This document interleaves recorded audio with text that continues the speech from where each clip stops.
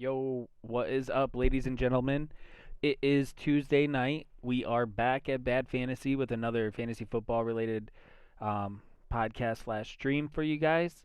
We will be touching on what is becoming a total shit show of a 2021 NFL season and trying to process how this might affect your fantasy teams, how you might be able to either rebound from some of the things that might be affecting you or maybe leverage some of these situations to your advantage. Um, well, I guess to get started, something I've been trying to remember to do. We do have 4 bye weeks here. We're headed into week 9. We have 4 bye weeks here.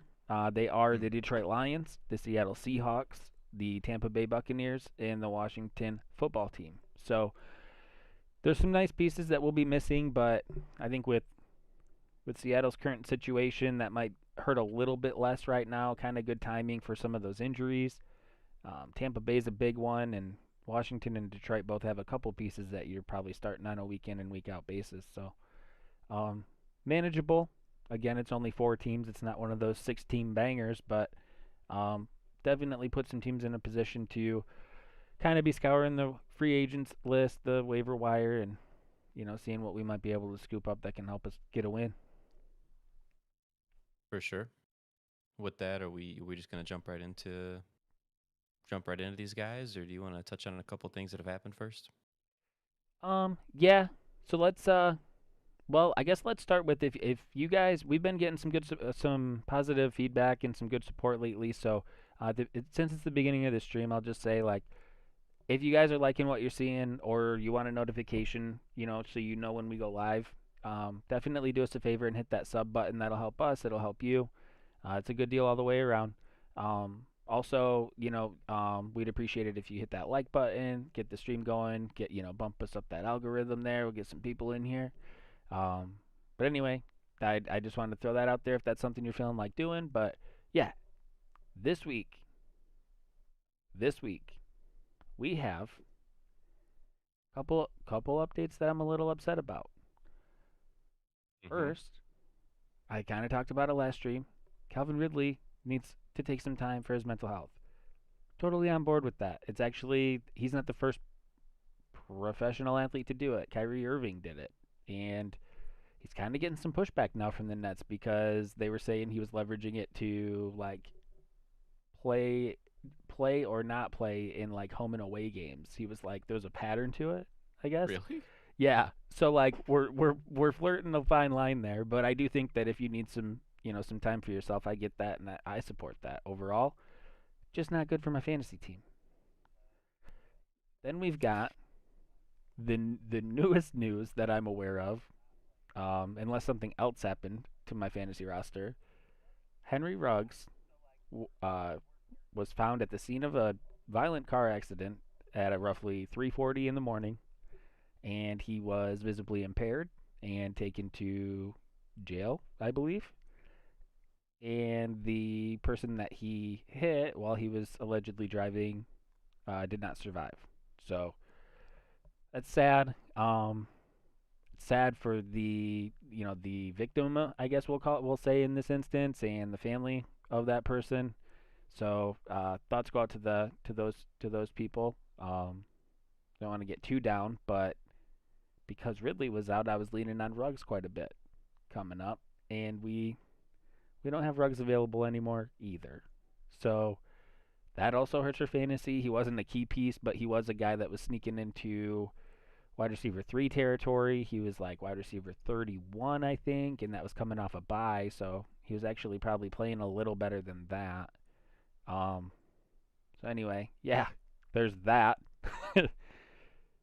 So those are the updates, I guess, as far as that goes. We also had the trade deadline come up, and that has passed with almost no movement. I think the only notable player that moved was a defensive player, right? Yeah, it was who was it? Von It was Miller from went to the from the Steelers. Rams. Oh, right. Well, there was the Von Miller trade that went to which, yeah, that was a pretty wild trade. Didn't that seemed like it came out of nowhere. Um and the Rams, man, like if Von Miller can still play some, which yeah, I don't know. It seems like on the tail end. Do we call it the tail end of his career? It seems Yeah. like he's maybe slipped a little bit. The thing is he's dealt with a lot more injuries like in the last couple year as well. I'm sure that's not helping. But still, man, it's Von Miller. He's going over there to that Rams defense that has already some like high profile names on that side of the ball.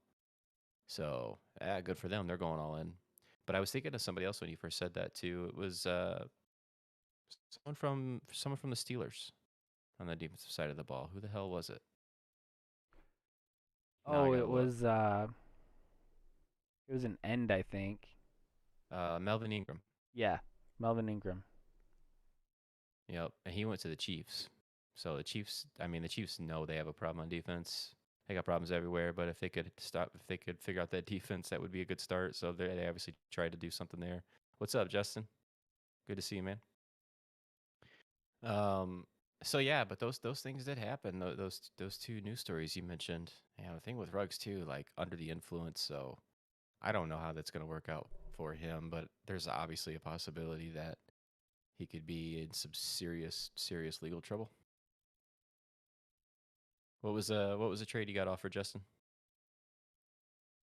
Um, there was a couple other things though that we could probably like mention. Um, Noah Fant was placed on the reserve COVID list. I don't know if he's vaccinated or not. I don't know if we have that information. But if you have Noah Fant, like you know, gonna need another tight end because he could potentially not play this week. So your trade was DJM Javante Schultz, and I get D Hop, Gaskin, and Myers. Gaskin would be RB3 and Pitts tied in one. Who's DJM? Which one's that? It must be an obvious one that I'm not thinking of.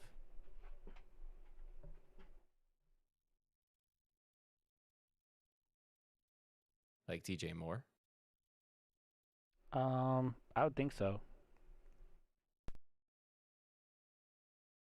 DJM, Javante, and Schultz, and I get D Hop, Gaskin, and Myers. Gaskin would be RB3 and Pitts tied in one.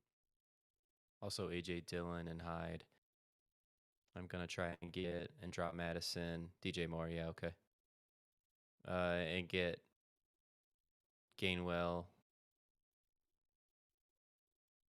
Try and get and drop Madison Gainwell, and because I got J. Rob and Aaron Jones. Yeah, that's the right move, Justin, to make those moves. Gainwell, you know, that was interesting because they were up so big in that game with the Lions, and so you don't know that. I don't know for sure if that means that that's why Gainwell just wasn't playing as much because he is more of their passing down back, or if that means he really is just never going to be anything more than the role that he was even before Miles Sanders got hurt. Gainwell on paper had like a lot of touches, but he didn't play till the end of the game. That was Jordan Howard and Boston Scott's game. Um, and I think it's the time of the year too where I've already mentioned it like the last week or two, but I do think it's that time of year where you can start looking at your handcuffs. AJ Dillon, like if you just can imagine the amount of value he would have if Aaron Jones was to get hurt. I mean, it's like Alexander Madison type of territory. Uh, so yeah, so no offense on the COVID list. Logan Thomas is going to be practicing. Supposedly he'll be back to practice after the bye week, so he might be back after their bye. The Rams released Djax. I don't know if you saw that. I saw that they were looking at finding a trade suitor for him, so they might. That's probably one of those. Sometimes you hear about it where they cut the guy out of respect because they weren't using him probably the way that they pitched to him when he went there, and so they're like, "All I right, go get some reps." I think that's what it was. Um, they were trying to find a trade partner, and obviously that didn't happen. And yeah, someone's gonna. I imagine he'll get picked up somewhere. I don't know that he'll really have. We'll just have to see where he goes, but I highly doubt. I can't really think of a team offhand that I would see that I would go, oh, okay, I'm interested. I don't know. Las Vegas. Oh man, yeah, yeah, too soon. Too soon. I mean, he showed a little bit of speed still. They might be looking at it like, Right. eh. Should I put a higher claim on McNichols instead of AJ Dillon and Hyde?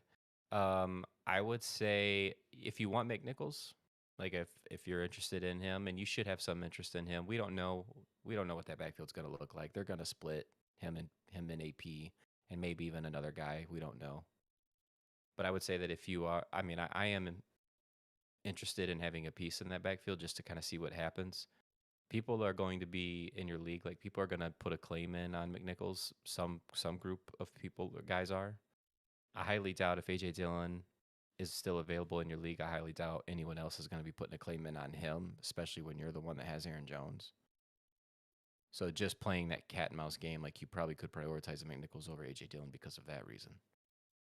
Yeah. Uh, McNichols has been the most involved before the Derrick Henry injury, so there's that part of it I do like. But he has had almost no carries. He's been their like strictly their receiving guy, and he's been pretty good in that role. So I think yeah, he might have a little more opportunity. But they did sign AP, and they did draft Arrington Evans with a scenario like this in mind. I do think Evans will get some run, even if it's just a calculated like we want to see what we have. Maybe it's later in games that they're ahead. There will be some volume will go to Evans, I think, at some point. Um, so it makes me think that if AP and Evans are splitting the running duties in any fashion, McNichols will probably be the more valuable option, especially if you're in a PPR league. right. If he's, I just figure if he was already producing before the Henry injury, you know, I feel safest with that pickup for sure. Right. If I was putting a claim in between McNichols and Hyde, the problem with Carlos Hyde is it might only be 1 week that you get to play him, and Seattle plays. Wait, did you said Seattle was on bye? I don't think they're on bye this week, are they? Yeah, They are. yeah. Okay. But they Oh, have I'm a Jacksonville has dummy. Buffalo. No, I'm a dummy. I was I was seeing Hyde, and he played for Seattle last year. For a second, my mind. I don't know why that happened. What I was gonna say was he's on Jacksonville now. Yeah, Carlos Yeah, Hyde is playing for Jacksonville. I think they have a matchup I didn't like this week. Buffalo. Yeah, yeah. I don't want to play. I really don't want to have to play Carlos Hyde against Buffalo. I mean that should be an absolute slaughter. But Carlos Hyde is probably going to be pretty damn heavily involved in the passing game. Um, if I want to prioritize between those two guys, I guess I'll say if you have to play a guy this week, if you need like somebody to plug in, then I probably would play Carlos Hyde, and it is an absolute volume play only. Probably not going to expect a whole lot of efficiency there, but he should get a lot of work. But if you're talking about somebody that you might hold that might be interesting for like multiple weeks, then it would be McNichols. Because I'm expecting that James Robinson will maybe not miss more than a game. It didn't seem like it was all that serious.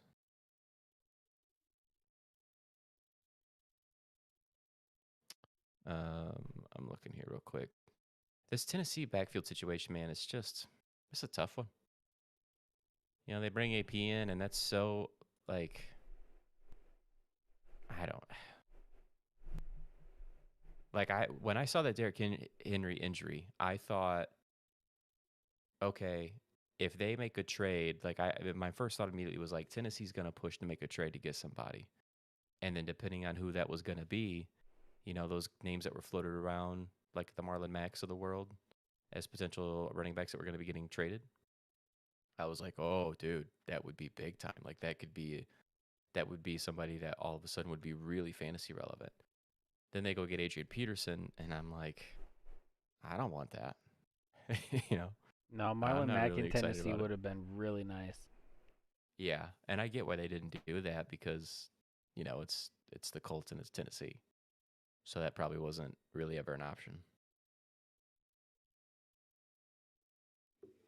Do we like the Finns, Saints, Pats, and Raiders defense this week? Hyde is my handcuff.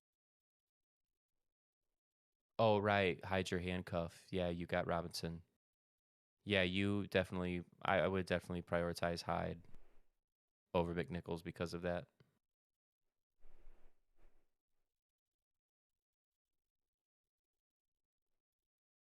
You got, yeah, so you got some other running backs too that'll kind of help you out with that situation. But because you do have J Rob, I would definitely want Hyde over McNichols.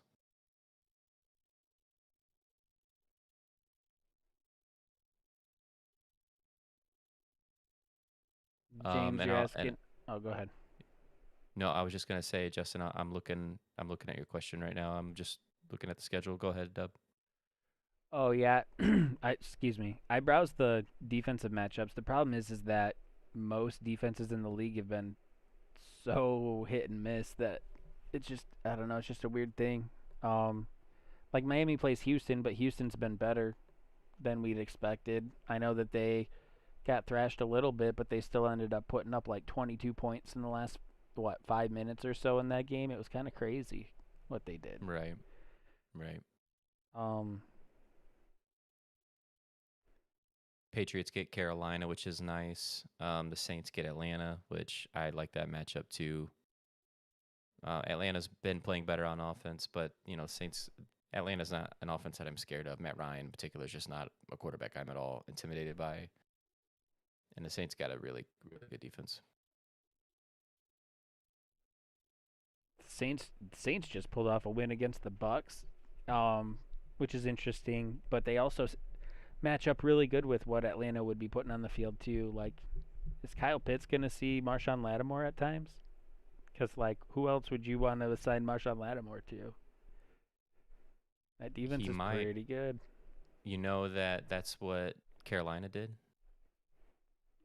when they played when they just played this past week. Stuff. Gilmore was on Kyle Pitts. Oh really? He got a Yeah, pick too. yeah. Gilmore was on Pitts, and Pitts. Obviously, there was no Calvin Ridley, and Pitts didn't have. I think he had like 2 catches. He didn't do anything. Yeah. Uh, I would probably start. We'll get to here in just a sec, James. I would probably start Justin. I'd probably start the Saints. Just there's several of those matchups I do like. The Pats would probably be my second pick there. The Patriots going against Carolina. That But game with the way those teams have been playing and the Carolina just got like you said just got Gilmore from New England too like but Carolina's offense isn't scary. That could be one of those right, like barn burning like 13-10 games. right. Well, but then New England just did this outlier game where they put up 50 something points. That made no sense. It's true. But I think I would play the Saints against Atlanta. And if I can't get them, then I would certainly just be also totally fine with playing the Patriots. So trade Godwin for DK straight up. Are you saying trade away Godwin and get DK? I would do that. I want DK in that trade. Yeah, it doesn't sound like Russ is going to be out too much longer, and Godwin's been benefiting from AB being out too. I still think AB and Godwin are competing for some of the same looks, even if it's not as many. Like I pictured it being a little bit worse than it has been, but he's still been benefiting from some of that too, and I think AB's due to come back. AB should be coming back. He was on that crutch, but they never said anything about him being out for multiple weeks. Um, but even still, yet like Godwin is definitely a really good player. I like him a lot, and obviously with having Tom Brady, that's nice. But we all know what the situation is with the Bucks, like how they share the ball so much between those guys. It's not like Godwin sucked this year; like he's been good. I just think, yeah, DK's just different. He's like one of those at the very top of the top as far as his ability, and Russell Wilson is supposed to be coming back sooner rather than later. So I want DK. Yeah, fantasy went pretty well for me this week, Justin. I ended up pulling a 3-0 across my 3 leagues, which we got off to a pretty rough start. So I'm happy about that. I had a solid week. I believe I was top scorer in our main league this week by about 2 points, and I think you were second, Dub. Yeah, yeah. I had a nice little week there. Yeah, pretty good week. We both been on a little bit of a roll there, Yeah, kind of just climbing the ladder. I'm not gonna say how many in a row because I'm not trying to jinx nothing. Just knock on wood there. Start Michael Carter, Carlos Hyde, McNichols, Peterson, Scott, like Boston Scott, Daryl Williams in PPR. Shit, man. In PPR, like Carter just had an ungodly amount of targets this past week. How And many? You were just really, telling me, Dub. yeah, he I had can pull it up his real quick. targets were like 21 targets over the last 2 weeks. I think he had 9 and 12. He eight and nine receptions. Uh, Unfortunately, I don't know why this one doesn't tell me how many targets he's had. But regardless, he's at 8 and 9 receptions over the past 2 games. And the is it the White, the quarterback that was playing for them this past week? Lots of Playing again. checkdowns, and he's playing again. So it's really hard at a PPR for me not to want to start Carter after that. We were just saying about Hyde. Like Hyde is definitely a volume play, but he's got the Buffalo matchup. I really don't love that with McNichols. We don't know what's going on with Tennessee's backfield as a whole. Like, you're saying with Peterson, like, unfortunately, until we see it, I can't say which one of those guys is going to even play more this week. I want to assume it's McNichols just because he's been on a team. AP's coming off the street.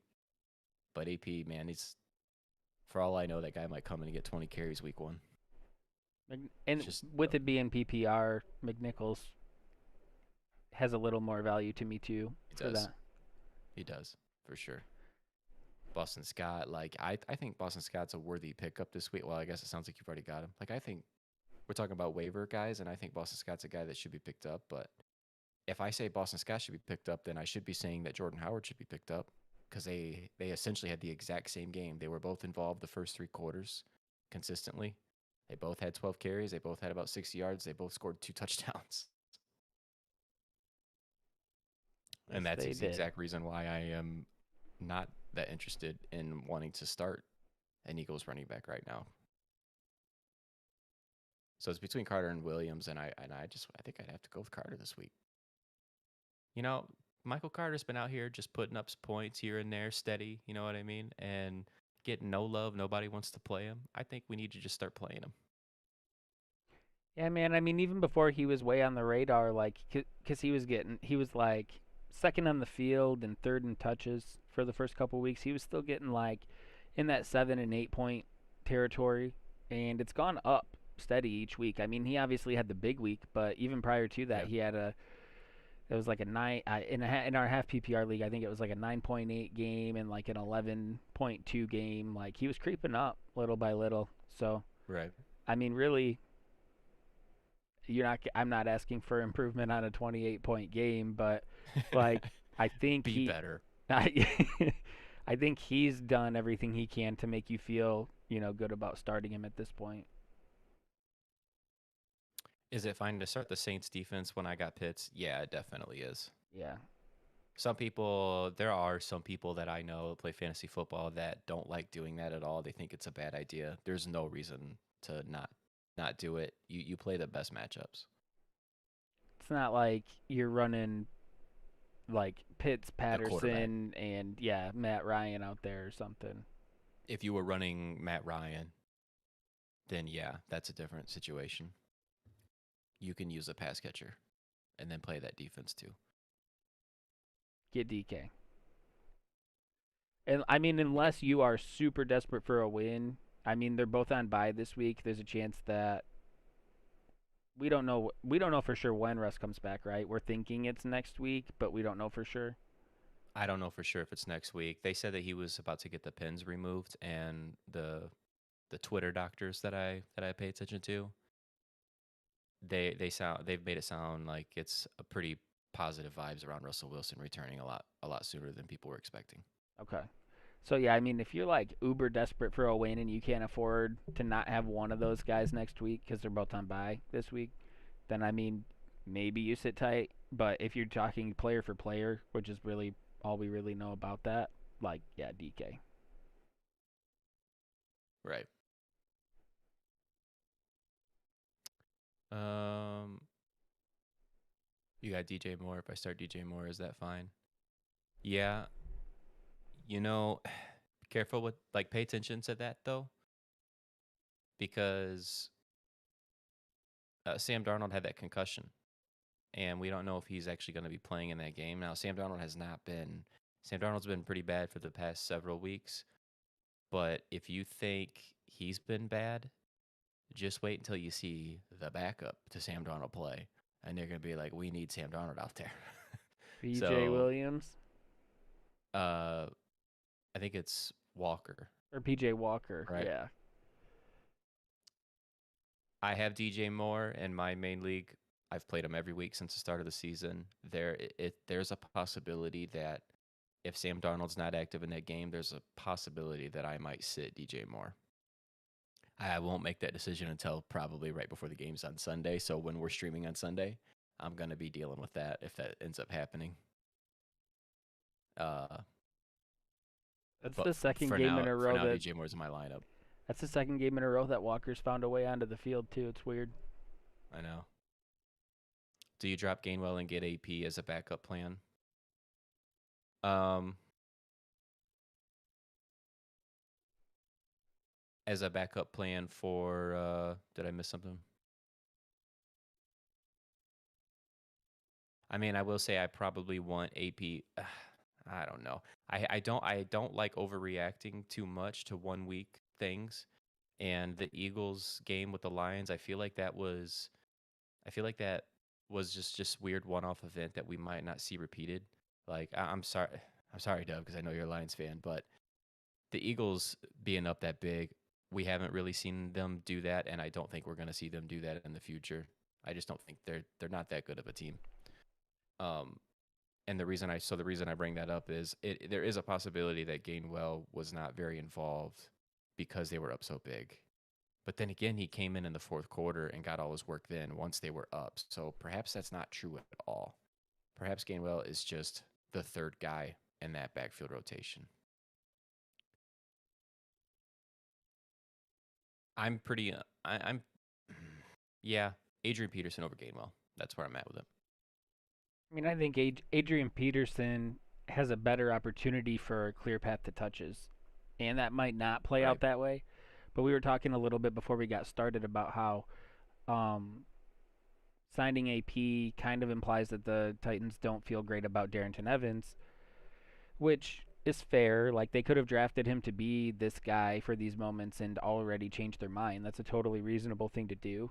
And if Adrian Peterson comes in and like he played for the Lions last year and he ran hard, he just I think for Yeah. him it was more about endurance. I think it was a stamina thing because early in the year it was like the first 3 games of last year he broke off like 20-yard runs in each game.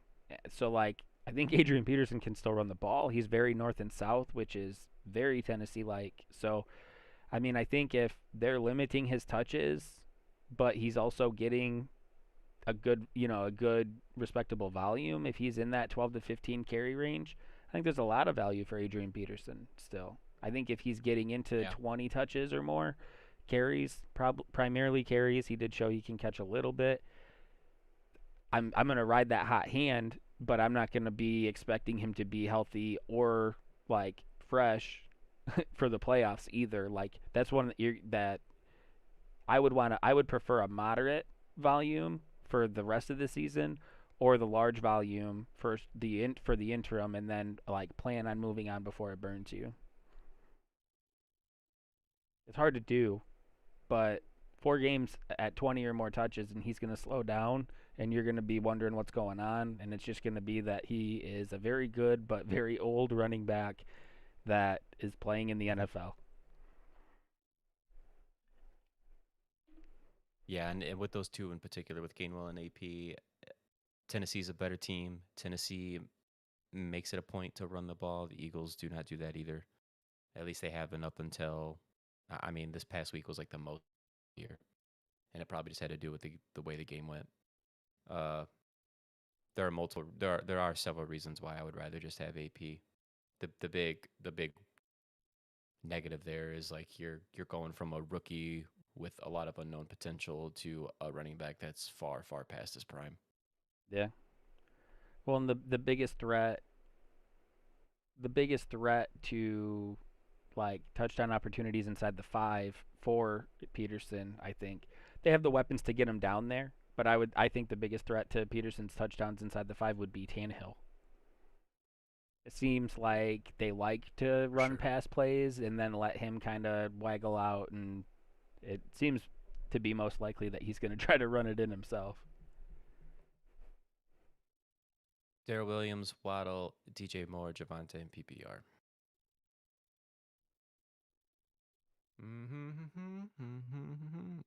Usually got to look at early in the week like this. I usually got to look at schedules because I don't have them all memorized by this point. You know, Javante is a guy that's hard for me to ever really be excited about starting. Which they play Dallas, and Dallas has been pretty good. And Dallas has been a good defense this year. It's just that Javante Williams, Melvin Gordon, like they are the truest split of all split backfields. I mean, it is unbelievable. And they don't even really use them differently either. They're kind of just like the same guy that's up there, and they're just both part-time.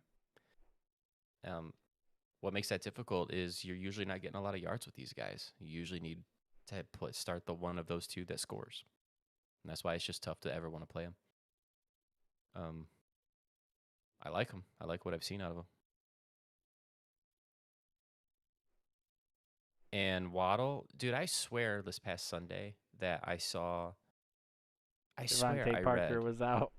that he was out. I knew I it. swear I read that. He had a good game. And then I was sitting there watching the game. I'm like, that's Devontae Parker. What's he doing in there? And yeah, he had himself a game. And the Dolphins, yeah, the Dolphins get Houston, and it's like that's a great matchup. But I sure would feel a lot better about Waddle if Devontae Parker wasn't in. I will say Yeah. about Houston, because the team itself is like, I get it, but they okay. No, we good. What's I up? went to double check Okay. and we good. Okay. I think he actually went back to the Broncos last year. So I was gonna get mixed up here because I haven't paid too much attention to the Texans, rightfully so, I think. It's tough. But It's hard to. yeah, but they had last year they had Bradley Roby, and he was actually a pretty good slot corner for them. He Yeah. was with the Saints now. Okay, yeah, no, Waddle's looking pretty good against the Texans. Well, for me, it's crazy. It's really crazy to say that DJ Moore is the third one for me out of that list. But it's New England. It's New England's defense. DJ Moore is the obvious biggest threat, and so I think that Bill Belichick is going to make sure to pay special attention to DJ Moore and do their best to shut him down. And with the quarterback play being subpar over there lately, I'm really not excited about playing DJ Moore this week. So it's going to be between Daryl Williams and Waddle for me, and I just think that Daryl Williams has the same amount of upside as Waddle, but also he's safer. I just have to. I would play Daryl Williams. They're playing the Packers, and the Packers have been pretty good defense. Like not against the run, they've been a pretty good defense. So it's not like necessarily the easiest matchup because the Chiefs. We can't think right now until we see otherwise. We can't look at the Chiefs anymore and think of them as this unbelievable high pro.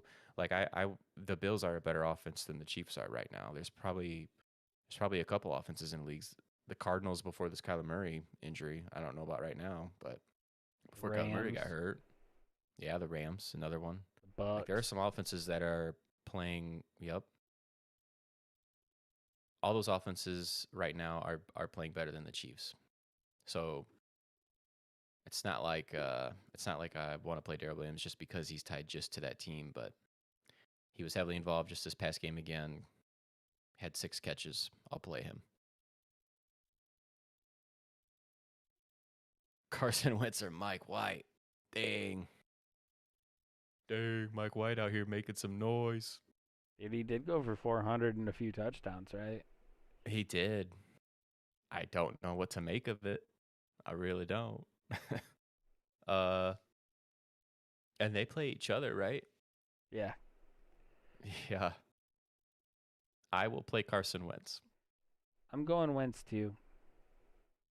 I mean, really, Wentz was off to a really good start and threw 2 pretty bad picks late in that game, but he was having himself a pretty good game. Yeah. I like Carson Wentz. You know, Mike White, that was a hell of a game. I really don't want to be the guy to try to like follow that and start him the next week. And this dude goes out there and gets me 4 points. Like, Right. I'm way too nervous about that. We've seen enough body work from Carson Wentz. He's a wild man, but he can score some fantasy points for you.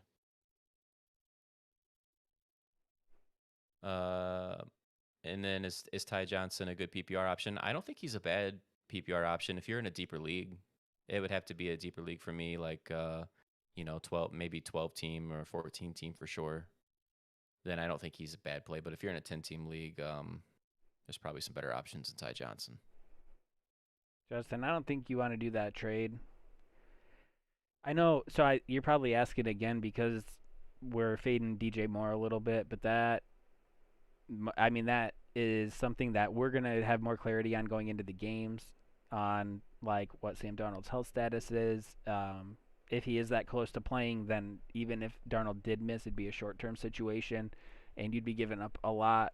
I know Hopkins is a great player, but to get the best player, I don't think I would want to be giving up the second, third, and fourth best players in the deal, which I think you'd be doing in that. Not very big on Gaskins. Not really that big on Myers. He's faded a bit too. With that volume that he was getting, he was decent. And like, what more can you ask for than what the volume he was getting that he really wasn't all that productive with anyway? I don't think it gets really better for him. So, I'm not making that trade. I still value DJ Moore and Javonte. I think what's being said mostly is like that you have to fade them a little bit, and it's a short-term situation. The DJ Moore thing is faded temporarily because of the quarterback situation, and Javonte, that comment is more about how he's capped because they're splitting time, not that he doesn't have value. He's still a good player, and he still, can fill in for fantasy teams quite well and get you points that you need. It's just when we get into these direct player comparisons and you're looking at upside or security, there's different reasons that we pick some of these guys. But obviously, if you have a 50-50 split, there is a bit of a guessing game involved, and there are other guys that might have a clearer path to a big game. And so, I don't know. There's just different things that go into it, but I think you'd be giving up a lot to get Hopkins. Really would be the only interesting piece you'd be getting back in that trade. I wouldn't want to do that. Tony or Shepard moving forward. So I would say to that, one, Shepard left that game with I think it was a quad. So like he's hurt again. I'm not even necessarily sure that was fully healthy coming into that game. To be honest, I don't think several of those guys were. I don't think that Tony was completely healthy in that game either. He left the game temporarily too but did come back in. I think that although Sterling Shepard's had the games that he's played in, he's been productive. He's been hyper targeted by Daniel Jones. I think that he is a good wide receiver who Daniel Jones has been focusing on because situations at the time. Galladay started off bad. Tony was hurt as well. But since Tony's returned and Galladay's been out, in my opinion, Kadarius Toney looks more like that guy that could be like a game changer for you to potentially throw in your flex and really help you in your league a lot, whereas Shepard is kind of just going to be replacement level, where you might have 2 other receivers on your roster, maybe 3, where you're looking at them and Shepard and you're trying to decide each week of that group which 2 are you going to play. whereas Tony might have the upside, maybe just how he's looked, where he would be a no-brainer guaranteed start every week. He's got to stay healthy. Like that's definitely a problem for him too, no doubt. But if you can get there, then I just think his upside for me is on a different level than Shepard's, even though he might be a little riskier. Um, but I'm always going to go with the guys that could give me the biggest potential return. I mean, So I'm going to go with Kadarius. it's gonna be interesting when we're getting far enough into the season now where you're going to see some of these players climbing up the rankings. Like if you're on ESPN, you pull up a player, even on Sleeper, and I'm sure some of the other apps, you click on a player and a number pops up next to his name and it tells you this player is ranked this number at their position. And like a guy like Sterling Shepard for years has been a 50 to 60 yard guy and you're hoping for a touchdown. I think there's some value in knowing that he's going to get you 6 to 8 points in fantasy, right? But he's not going to win you any games. And there's some other guys out there like a Kadarius Toney that could get you a 20-point game, and that's going to be a real difference maker for you. And I know Sterling Shepard's had a couple good stretches, but for the most part, he's that 50 to 60 yard guy that you want to catch a touchdown. And you're sapping yourself, I think, if you're giving up too much upside. Yeah. Plus, I can just tell you the way the fantasy community is feeling right now. Kadarius Toney, even though he had a disappointing game this past game, his trade value, like his trade market, I guess I should say, is way higher right now than Sterling Shepard's. So if for anything else, like that name alone, even if you wanted to separate from either one of those guys completely, you could go out there. You could probably get something pretty decent for Kadarius Toney right now. I don't think you could move Shepard for much.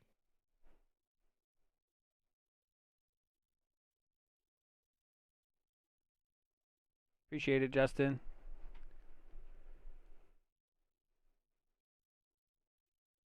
There's some opportunity in that trade too. If you were to, I mean, really, I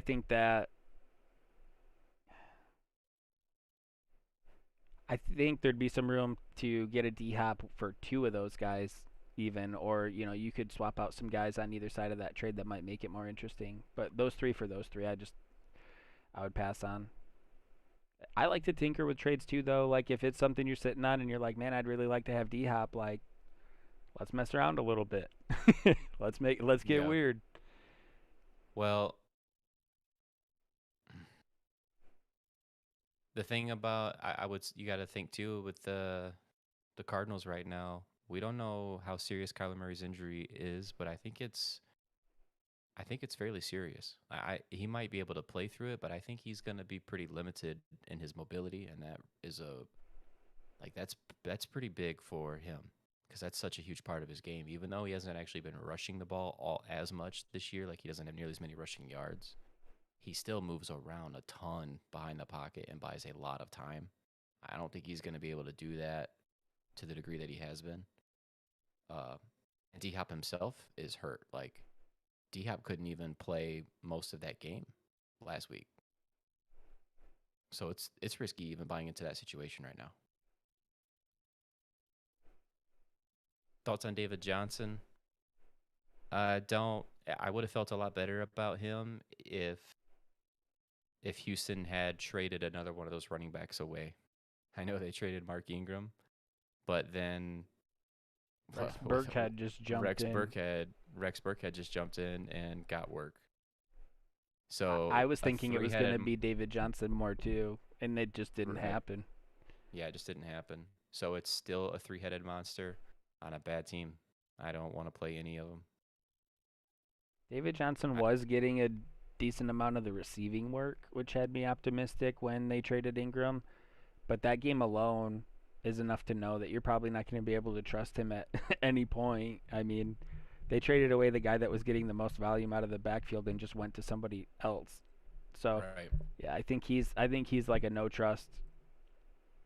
At least for a while, he'd have to have a couple pretty big games before I got back on board with that. Right. Same. Uh, Cole Beasley or Claypool rest of season and week 9. I would have to say, My knee jerk is Beasley until Dawson Knox comes back. yeah, that's like week 9 is the one that I'm hesitating more on. Rest of season is Claypool. Uh, like what Dubs just alluded to, Knox. Dawson Knox had started to step up at some point. It was like early on this year, and once he did, he would like his fantasy value was sucking the value away from Cole Beasley. And then look at Cole Beasley now these past 2 games when Knox has been hurt and been out. You've seen a huge uptick for him. So, and they're playing Jacksonville this week. Like I wouldn't mind playing Beasley this week. I wouldn't mind playing him at all, but I would be nervous about him rest of season because the Bills have already just showed you that they have no issue with essentially not going to him and him not being involved in the game plan. That different depending on who's out there for them. Claypool has to be involved for that team. Roethlisberger's cooked, that's for sure though. He is donezo. He's this year's Phillip Rivers, man. He really is. He really is. He was that last year too, though. Like by the second half of last year, he was that guy too. Dude's been talking about retiring for like 5 years. I know. Just let it go, man. Must have some debts he's got to pay off. After what happened to Mason Rudolph, they were like, "Bro, you need to come back. Like we need you." Right. It's so you have 5 teams in your league that are 5-3. It's pretty crazy. I think we have 5 teams that are 4-4. Yeah. In our main league. Some of that I would take a look too and just kind of see who's played who too. Sometimes those ties are because there's probably a couple teams in that group that haven't really played anybody yet or haven't played the big teams yet. And those guys will probably fall off a little bit when they get into the tougher part of their schedule. I wouldn't feel too much panic right now if you're in a 5-way tie and you're feeling good about your team. It's tough. It's tough to look at it, but that's usually how it goes. There's a couple teams in there that just haven't really played the studs yet, and they're gonna get it. Nothing wrong with 5-3 though. I just had to claw my way up to 4-4. Started out 0-3 in all 3 of my leagues, and I'm just fighting.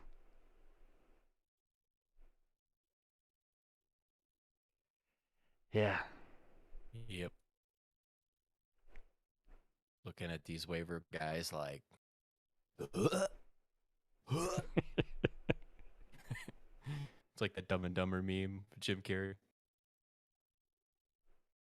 I mean, there aren't really any new names out there that are intriguing that I was noticing. It was like there's some guys I like, but they're guys we've already probably touched on for a couple weeks, guys that probably should be owned in more leagues, but right. Well, let me ask you about a particular guy or just the team. What about this Taysom Hill situation? Like if he's cleared to play, are you interested in Taysom Hill if you kind of need a quarterback? Because he's one of those quarterbacks where you need to just close your eyes or not watch the game and then just look at the fantasy numbers at the end of the day because you're going to be happy with those more than likely than not. So would you consider playing him? But on the flip side of that too, I wonder if anything changes for any of those wide receivers. Like is Marquis Callaway actually going to be able to make a little something happen now? Because I know he's had a couple catches here and there that's kind of made his day a couple times, but by and large he's been pretty irrelevant. Or Traquan Smith, who's back and playing again, or we just don't care about any of these guys at all still. I don't think the targets become more interesting with Taysom Hill, but I do think Taysom Hill could offer some of his own value. I didn't catch the response, but I did see a headline today that somebody had asked Drew Brees on live TV if he was coming back for the Saints after the Winston injury. Really? But I like he said no, right? Yeah, but like, is that because he's on the spot? Because here's the thing. I've heard several veterans after the fact say that like towards the twilight of their career, like they lose a little bit of that edge. They still like playing football, but they lose a lot of interest in the like training camps and the day in day out practices. I think with a quarterback specifically and with a guy like Drew Brees, that's probably less likely, to be a factor. Yeah. I think he was a guy that actually embraced those kinds of things. But like if you're chilling and you're Drew Brees and you're doing a broadcasting thing and that's cool, but your team's out there with a winning record and they need you, what do you do? Don't go back. They're looking better this year than they did last year, and that's not his fault, but that defense is good. I mean, he can go back if he They wants just got to. Mark Like, Ingram back. They're getting the band back together, bro. they are getting the band back together. Michael Thomas will. Drew Brees gets there. All of a sudden, Michael Thomas can be like, "Hey, I'm feeling better. I feel a little bit better, guys. I think I'm ready Yeah. to play." Oh, dude, he's gonna be healthy today. Yeah. He's I probably been texting Drew. I actually think there's a chance that happens. I don't know. Like I said, I didn't catch his response, but even so, like even if he shot it down immediately, like on live camera, that's not a way that he would handle that anyway. Yeah. Like, yeah, I'm coming back, boys. But I don't know. It's intriguing to think about because I think Well, they're gonna call Drew Brees before they commit to Taysom Hill. well, he could come back and play, and he'd still be able to be in the booth for the playoff games because his team will lose the first. They'll make playoffs. They'll lose the first week, and he can get back in the booth. Bro, easy on this guy. Listen, He's this dude. only done it for multiple years. Listen, no, he's a new man now. Have you seen that hairline? I have, He yeah. got some He's plugs. feeling He's himself feeling out. fresh. Yeah, he's got confidence is at an all-time high right now. He might be playing like he's 20. I don't He's know. probably walking in the locker room wearing some Gucci. Yeah, talking shit to the rookies like he'd never done before. He's just like a different person. Pittsburgh defense is on the waivers. Yeah, that would likely be a good defense to play this week. Wouldn't have a lot of faith in Chicago. Matt Nagy should be back coaching for them again after his nice week hiatus that us Bears fans enjoyed. So they should go back to shit now. Did we trade Damian Harris for Zach Moss? We I think I missed that one. Did you get that one? Where at? I didn't see that one. Bamboo. Oh, I didn't see that one. Should I trade Damian Harris for Zach Moss? No. No, I would not. I know it's PPR, and so that's the only reason why it's even a half a second thought for me. But I know Zach Moss has some good games, man. But it's also to the stat sheet doesn't tell the whole truth with how the game flow's been and how they treat those running backs.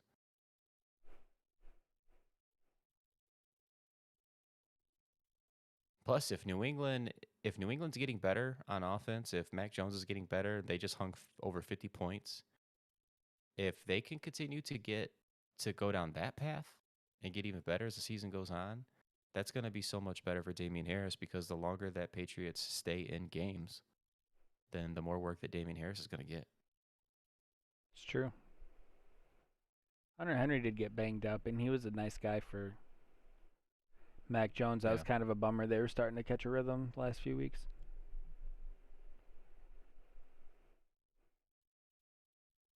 6-2 Dallas. Hey, high five, bro. Me too. Nice work.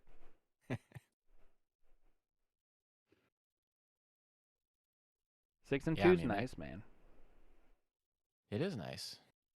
Feels good.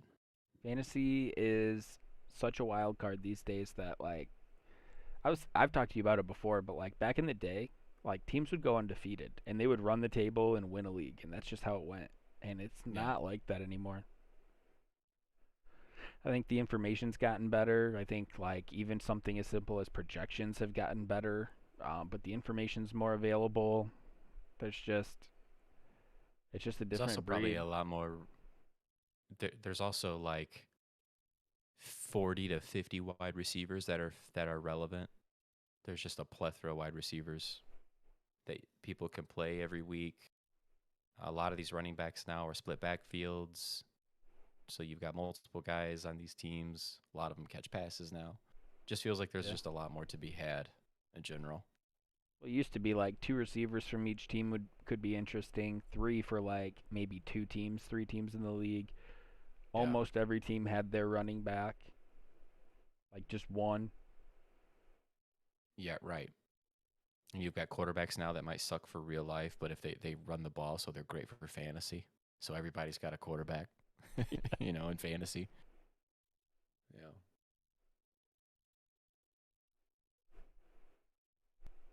Well, I was gonna that's why I am like to keep my running backs. Yeah, we play in we play in a 3 keeper league, and it's a pretty competitive league. It's probably, man, do you know how many years that's been going now? It's been quite a while. It's been a while. And we've had to have guys that we've had to rotate in and out. I think like 2 of the teams we've kind of had difficulty finding like good fantasy managers for, but I think we've got that now. We've had that for a couple years. The league is pretty competitive, and it's a 3 keeper league. And the running backs, if someone in that league gets a top tier running back like an RB1, it's almost impossible to even like have a trade conversation for a guy like that. Because if somebody has an RB1 and you want that RB1 from them, you're giving up your quarterback, your best wide receiver, and your high end RB2, and they might think about it. Like, that's just the way it goes. Yeah. Because wide receivers, for the most part, they are available in drafts. Oh, we were just talking about Stafford before we got started. I picked him up around there too. It was around the 10th round. I had already drafted Dak, but I figured it was going to take him 3-4 weeks to get back on track from having all the time off. So I scooped him up, and then I got into a bind with, it was like a last minute injury update where a guy was game time decision. Actually, I don't even think he was a game time decision. I think he was questionable, and last minute they were like, nah, he's out. And so I ended up having to cut Stafford and pick up somebody to fill in for my lineup, and some jerk Stafford's just been wagon doing with the damn thing. Ryan Tannehill was his drafted quarterback, his starter. Ended up scooping up Stafford, and now he's been on a run ever since. Bum. Well, while a few of you guys are in here before waivers, I do want to mention that the unfortunate Henry Ruggs situation, obviously that did happen. That's a thing that happened.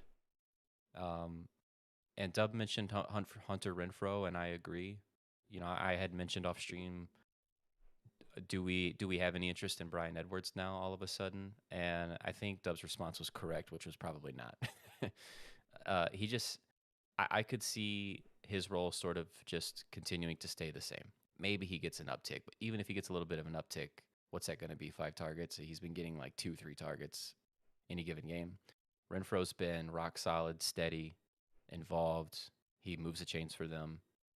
I could see him getting even a little bit of a bump and an uptick. So he's like he's at 56% in ESPN leagues. So it's his one of the, I mentioned him off the top because of that reason. He's like a 50-50. If he happens to be there though in your league, I think you should pick him up. And Devontae Parker too. Devontae Parker's one of those guys that's 55% owned in ESPN leagues. Check and see if he happens to be available. You should pick him up as well. He's got a great matchup this week with Houston. For the most part, any week that Devontae Parker's been active and played, he's been involved. And he's not a wide receiver that gets a lot of separation, but he's a good player. He's a contested catch guy, big body. I like Devontae Parker. I think he's a good player. And Tua I think, as a whole, I think Tua has been better this year than maybe a lot of people expected. So that's another one. And then like some, yeah, go ahead. I can see. I mean, I said it with a hint of humor, but I can see the Raiders making a move to pick up Deshaun Jackson. I think he would want to go somewhere where he's going to be on the field, and I think it is a pretty easy comparison to make as far as what Ruggs would profile as and what Deshaun Jackson may be able to offer. Even still, with Deshaun Jackson's age and durability considered, I still think if that were to happen, that Renfrow it gets a bump and is more intriguing, even though he's already been pretty solid. I agree with all that. I Yeah, don't think that them acquiring Deshaun Jackson, if that happens, would change how I feel about Renfrow rest of the season either, though. right. I think Deshaun Jackson could get a few targets, and I think a couple of them would probably be deep, and he could do something with them. But I would stay He steady probably with would. Renfrow even if they did pick him up. I would too. Deshaun Jackson, he's most likely gonna no matter where he goes, he's most likely not going to be an impact for fantasy anywhere. But maybe he goes somewhere where it happens. Like maybe he goes to Green Bay. Maybe. I highly doubt it because the Packers aren't interested in any players that they don't get to draft themselves. It seems like, and if it's a wide receiver, third round and later only. That's the only guys that they want. But They get MVS back this week too, I think. yeah, yeah. Like I said, there's not many teams or situations I could think of where Deshaun Jackson could go, and it would pique my interest. But I don't know, maybe that's a dude that like if you're in a really deep league and you got a few claims in on these guys, or you got a fab dollar amount you've bid, and then you just throw that $0 bid in on Djax in case you don't get any of those other guys, and you're just like, well, let's just see if he signs somewhere, you know, and if not, we just cut him. Is there anything left with AP? Man, all day Adrian Peterson. Uh, you know, Dub probably got to watch him every Sunday last year. I saw quite a bit of him play. He is he's several years removed from even sniffing prime Adrian Peterson. But I think he's got a little something left. I mean, I can't say that for sure because it's another year removed from football. He's another year older. He's who knows what he's been doing. He's probably been doing nothing but deadlifts this whole time, so he's probably going to be just fine. But but if he's what he was last year, I think he can. I think he has fantasy appeal with the Titans. It's not the highest upside. It's not a sexy fun play. But yeah, I think if he's what AP was last year, I think he can still get it done to an extent. I mean, last Like, year for fantasy purposes, if that's because that's what we're here to do. If we're looking at fantasy purposes only, AP was like literally a 9 to 12 point per game guy. Like he would get you somewhere between 9 and 12 points, and half the time it was ugly. It would be like 35, 40 yards and a touchdown. But every week he'd end up with between 9 and 12 points. I think Tennessee's a good fit. My biggest concern that I touched on earlier would be overuse. I think if he has that sweet spot of somewhere around 15, 12 to 15 carries, and he's being productive with them, I feel pretty good about that. I think he's going to be physical, but he also showed some burst. He just wore down, and Detroit wanted to get younger guys involved like DeAndre Swift, which is benefiting them now. But yeah, I mean, I think if you see, it'd be hard to do, but if you saw Adrian Peterson with 20 or more touches in any given game, I would fade him the following game. I think it's just going to be like that. But yeah, I mean, if he's getting a moderate amount of volume and he's productive with it, I agree. I think there's something left. He showed some burst last year. I think he's still got power. I think he's still got power, and I think he still has the vision. I just don't think he has all that athleticism anymore that he used to have, where he could make sharp cuts and just be gone, hit a hole real fast. Like it's just that part of his game is non-existent. No, it was more of like a jump step kind of a thing that he was doing, and it'd work, and Mm-hmm. it'd create a little bit of Right. space. Dude, he used to be the strongest and fastest back out there at the same time. I mean, yeah, he's an absolute freak. That's why he's that's why he was able to get signed by the Titans at this age still. Yeah. Adrian Peterson does not make sense. Listen, no slight to the guy because earlier in his career he was a total stud, and I'm not talking EP right now, but Frank Gore, with the Yeah. longevity that he had, climbed up to what Yeah. third on the all-time list.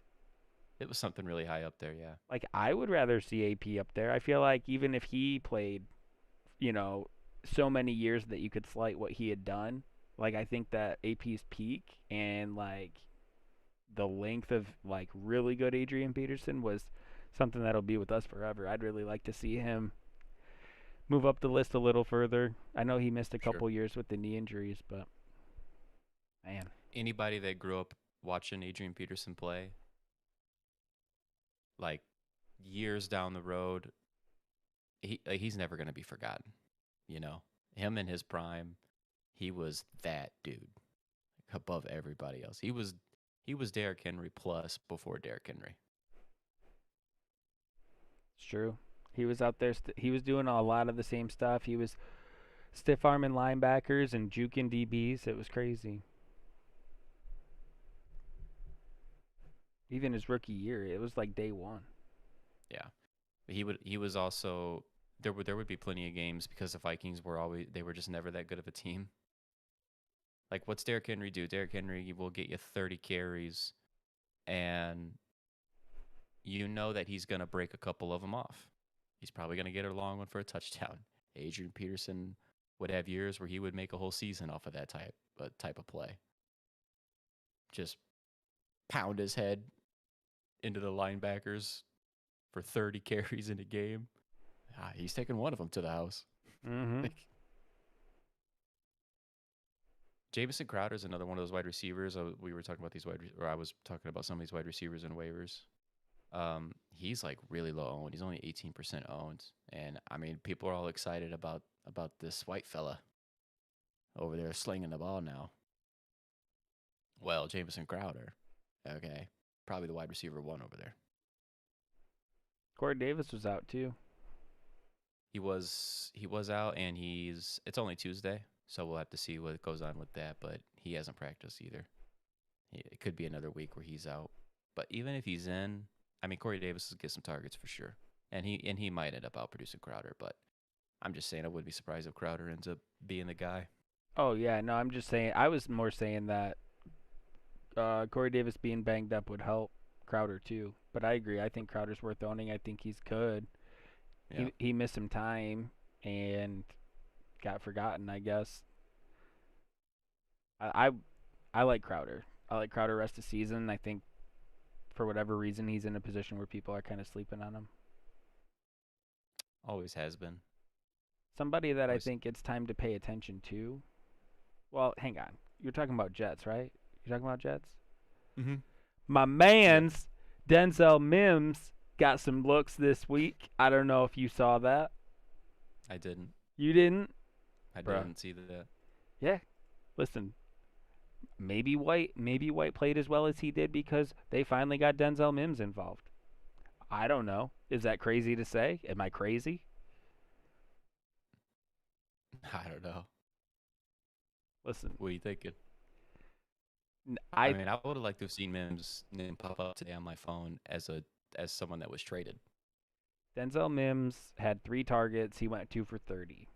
He was behind Elijah Moore and Jameson Crowder and Carter and Ty Johnson for targets. He was also behind Keelan Cole. It's not great, but this dude was a healthy scratch that they were saying had more of a football IQ issue than anything else. Mm. So, I'm just saying I love the player. I'm not adding him yet, but like the dude's really good at football. And if it might have been because Cory Davis was out too, right? That he probably got, an extra opportunity because of that. But Yeah. if he's if he spends any more time on the field, in the near future, maybe he's been studying. Maybe they feel better about the issues that they saw in him. But the man's good at football, and he's buried. So I don't know. I just saw his name pop up a couple times on Fantasy Cast. I was like, my dude. But there is another player that we need to start watching because it's been about 3 weeks now of increased opportunity. I think he's starting to settle in a bit, but Brandon Ayuk is owned in less than half of leagues, and he's good. He's also very good at football and had a really weird situation. I I think the arrows are pointing towards him being okay. And I wouldn't want to miss that opportunity if it did happen. So I'm not saying it's foolproof. I'm not saying it's for sure going to happen. But what I'm saying is that the signs the signs are there that it's coming. If it is happening, it's coming. So if you have any Right. faith in Brandon Ayuk, if you liked him at all in the last 18 months, it's time to make sure you get him because he's been spending more time on the field. He's been getting a little more volume. We don't know what that means long term, but it's there. The signs are there. So we'll see what that ends up being. It would be nice to see him get involved again and be a name that we can talk about again. Been one of the most unpredictable.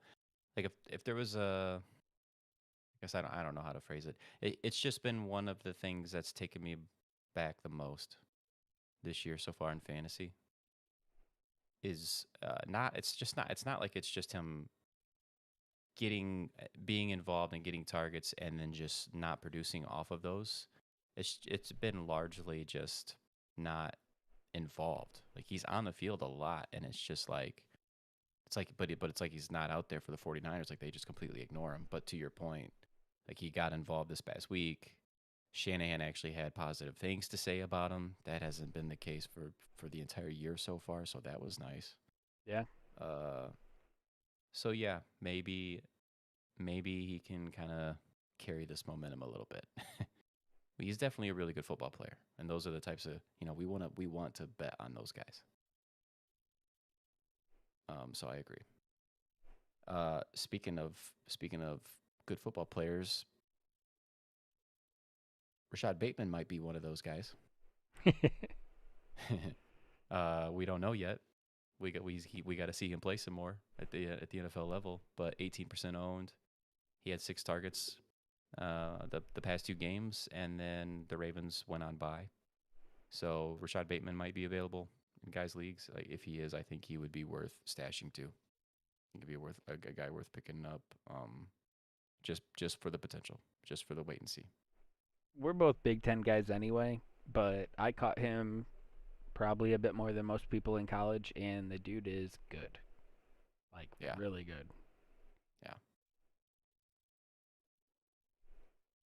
Yep, and I would probably want him over a lot of these other dudes. You Yeah. know,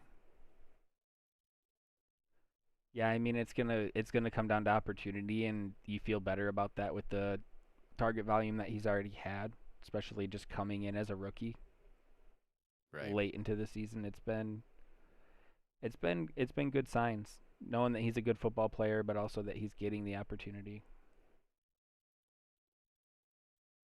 I did see, also not really fantasy relevant, but did you see Nico Collins had it wasn't a great game, but like a decent little game there.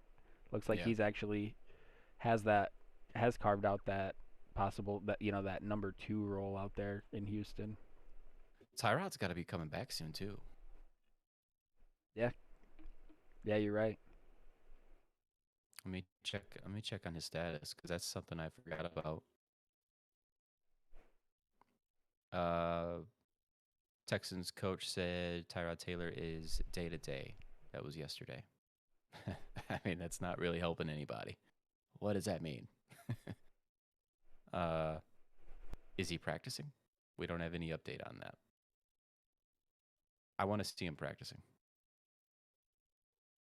But yeah, Nico Collins. I know that's been a guy that you've been kind of under the radar, just keeping your eye on all year. We even talked about him a little bit before the season started.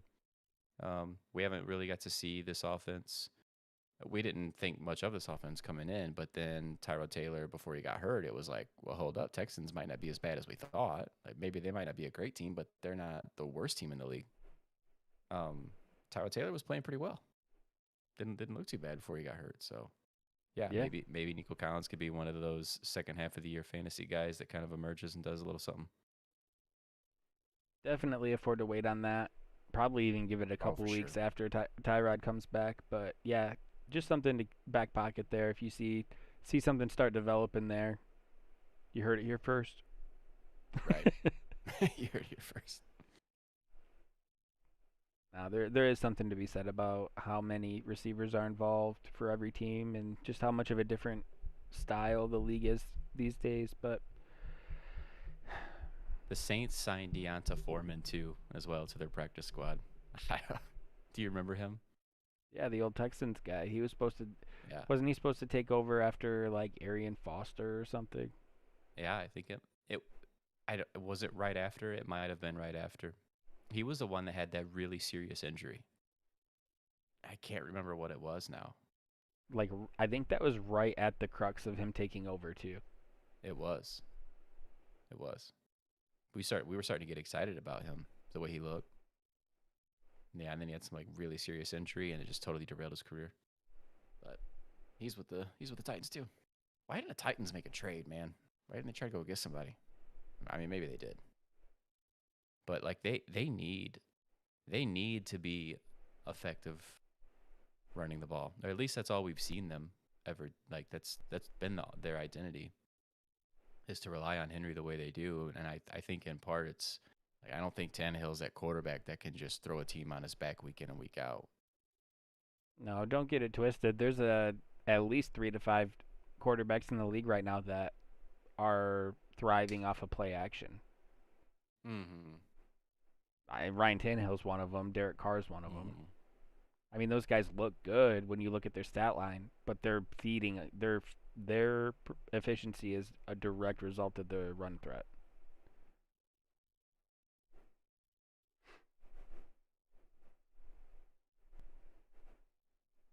Man. Oh, these waivers, guys. They are just not pretty this week. Wish there was some good names, but what can you do? It's where we're at. It's kind of that It point where is. we gotta like make the trades happen. You know, got to get more into the trade talks because we've probably. I mean, most people probably only have a few more weeks till their deadlines, and that's at this point too, with how thin waiver wire is, barring like serious injuries. Um, Trades are the only ways people are gonna be able to improve their teams. It's true. There are so many more interesting football players available than there are like fantasy interest right now, which is so frustrating. But like Ronald Jones is still unowned, and there was the question like, well, are you guys going to trade Ronald Jones? And Bruce Arians laughs, and then they give him 10 carries. Then that same like the next game, and then he only had 3 carries this last game, but they were like earlier in the game, like meaningful touches at the time. And I at the time that he started getting involved, I didn't know he would only end up with 3 carries, but I was like, huh. Yeah, Why do they have him out there in this situation? And apparently they came out and said that they it would take a bit to get Ronald Jones from them. So maybe they were getting greedy, trying to market him a little bit and see if they could really hit the lottery. But that's a guy that deserves, talent-wise, deserves a lot more than he's been getting, and it's really frustrating to see him just sit there. it is. Last year was not the case at all. I think he was. I mean, Leonard Fournette had the playoffs where he kind of took over, but during the regular season, looking at the team all last year, you would have said that Ronald Jones was the 1A there, and that Fournette would have been the 1B. And Ronald Jones had like it seemed like every week he had several runs that were like real hard runs, nice chunk gains. Looked like a true power back. Kind of looked like a guy that was like a bruiser that people didn't really want to tackle. I don't know where all that went. I don't get it.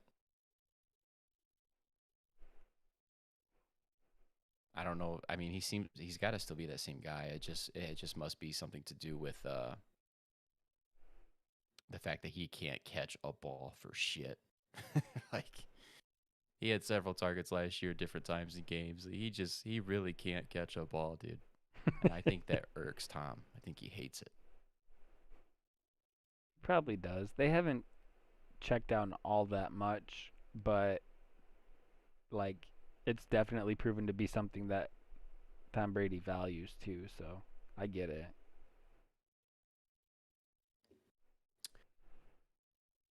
Trying to look at some of these teams in the league. I'm trying to think of like some trade targets.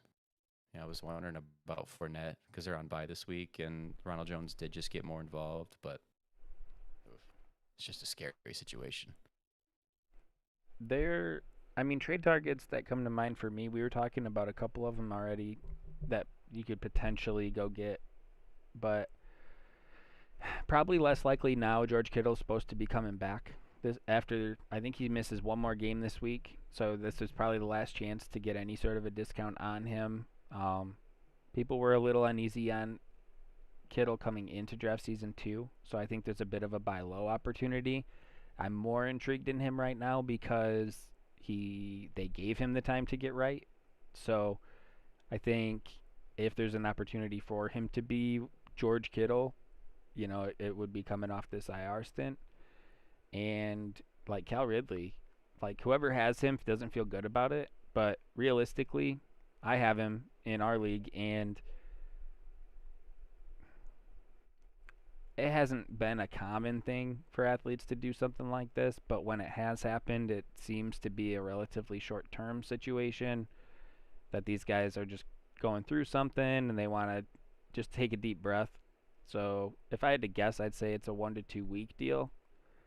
We'll get more information, I'm sure, as it happens. They've been kind of keeping it close to the vest, but I mean, because it's unknown, I think that drops the value for Ridley a little bit too. And I do think he comes back this year, and I Mm-hmm. mean, should be a pretty interesting piece, especially with Pitts demanding some attention. They'll probably, at the very least, they should afford each other some big games back and forth here and there. Those are I the think guys that Mike kind of Williams. stick out to me. I think Mike Williams could be an interesting one. He's had three of his last 4 games have been bad. 1 catch, 2 catches, 2 catches. Those are 3 of the last 4 weeks. He had a eight catch, 165 yards, 2 touchdowns in between there. uh, but I I would bet that he's a lot better than what he's shown in the last month worth of football. And I still believe in Herbert, and I believe in the role that they have carved out for Mike Williams this year.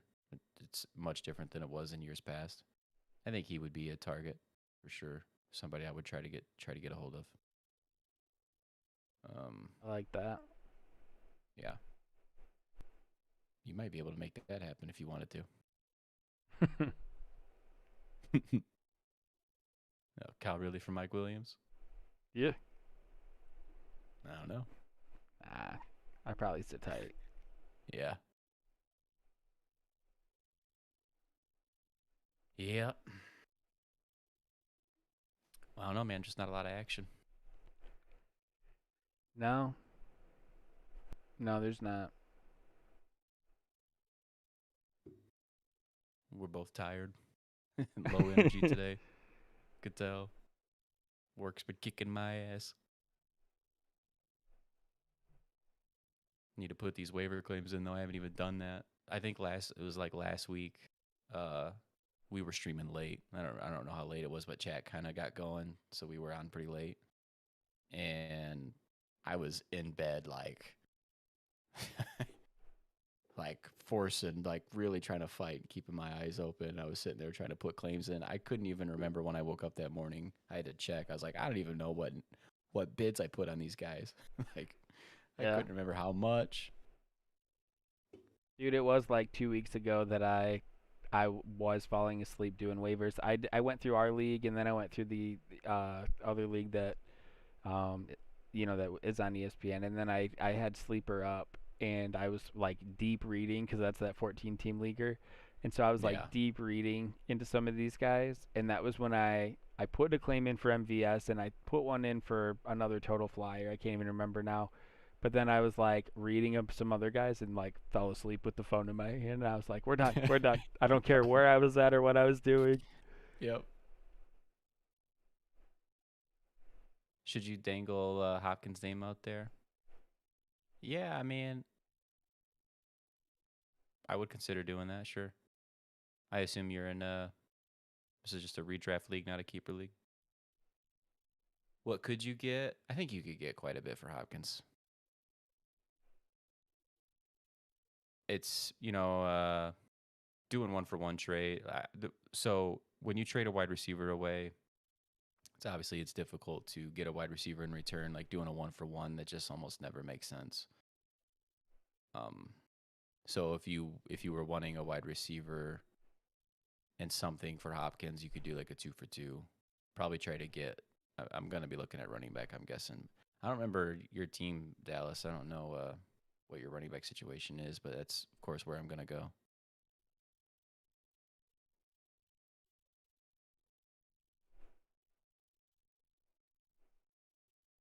Hopkins is awesome. I really like him as a player, but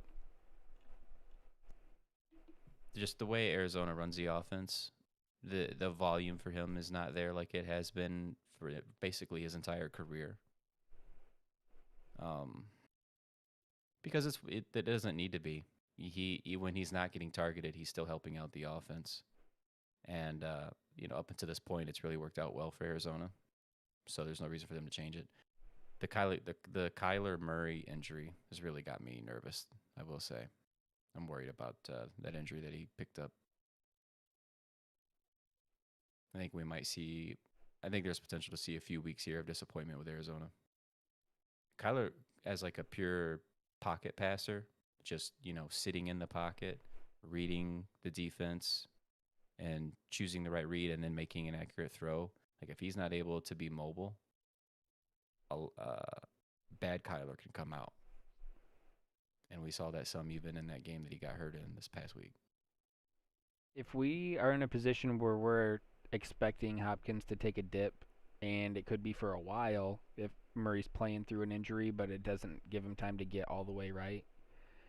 Couple names that I'm going to throw out there, you tell me. But keep in mind, all three of these names I'm going to throw out there have already had their bye week too.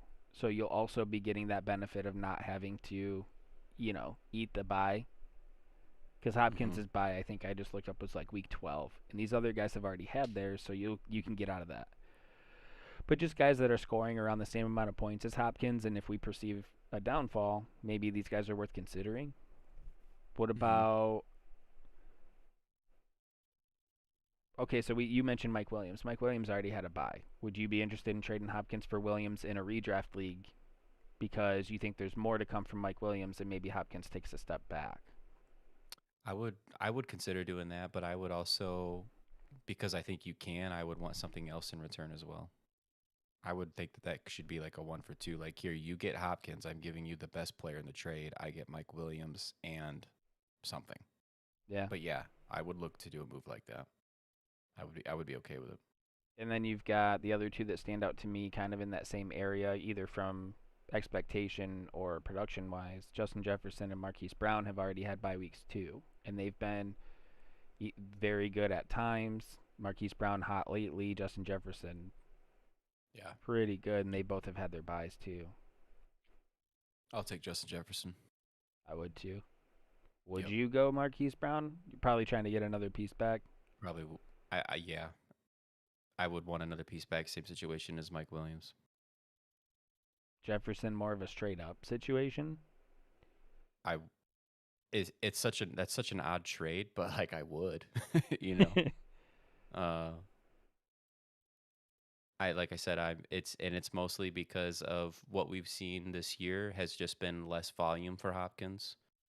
And that can change too, like that stuff fluctuates throughout a season. Things change. But up to this point, it's been not nearly the same amount of volume.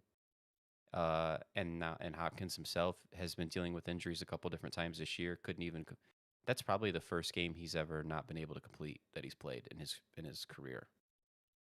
And he's only getting older, so like I just start to wonder a little bit, like maybe he can still gut it out and he's still really good and all that, but like at some point things start to slip a little. You just have that with the volume, and then with Kyler's injury, there's just reasons to be a little worried about it. Like I'm not full panic. I'm not making it a priority to get rid of him. But there are certain situations, offers that I would definitely consider.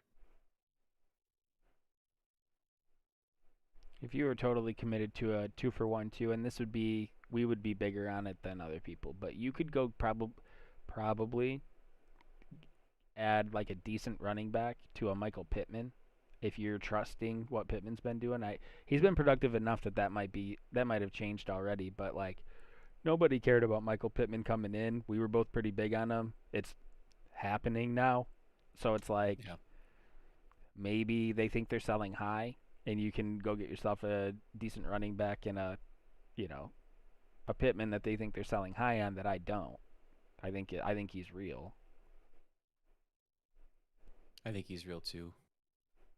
I think if I was to consider doing something like that in a redraft league, though, it would have to be a pretty good running back.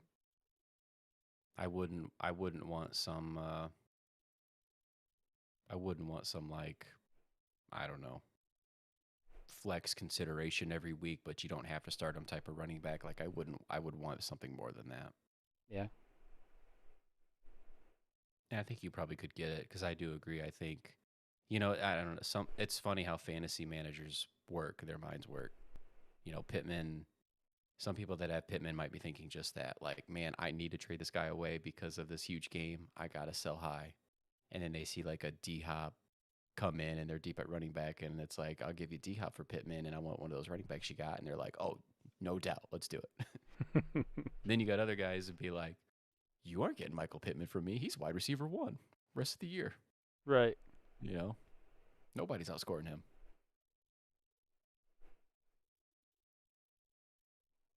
Yeah, you're running. So your running backs are Nick Chubb, Henderson, and Herbert. Yeah, I mean, if you were deep enough, if you were if you're a deeper wide receiver, I think you have told us about this roster before, but I can't recall it. Um, didn't you have like quite a few good receivers on this team?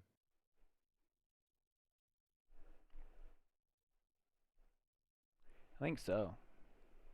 Because if so, like I would consider trading Hopkins for a running back and try to get a 2-for-1, trade Hopkins and get a wide receiver that you're okay with replacing Hopkins with, and but getting a running back that you can feel good about.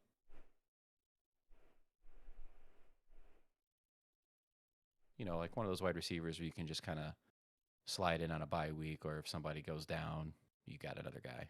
Oh, like a Henry Ruggs. I don't think that'd be a good one. That was my thought when I got him. Yeah. I mean, how could that guy even,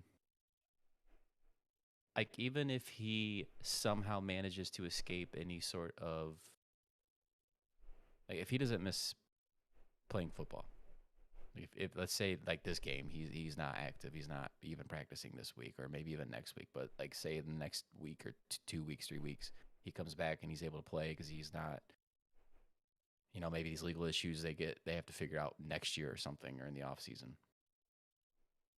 But like mentally, how can you even come back and play football? Ray Lewis killed the guy. Yeah, but I mean, he chose to do that. There's a difference. He was also Obviously, this is like you the best position in football to have that title. Like just yeah, feared middle linebacker. right. No, yeah, it's probably gonna get in his head a little bit. It'd bother me. Yeah, I don't know how you could go play football after something like that. I would just picture like just the view of it. Like a pitcher Ruggs making a catch. He makes a catch, he gets up, he celebrates, he flexes. How you gonna do that? Everybody's gonna be looking at you like, don't be happy right now. You just killed somebody. Like that's what everybody's gonna be thinking. Yeah. Oh, look at that guy out there catching passes. That guy that just murdered somebody. I don't know. I think he's probably gotta hang him up this year. Yeah, he's gonna have to sit the next few plays out. mm-hmm. I want to lay low for a while. Might want to lay low for a while. I won't even finish the rest of that quote from the movie.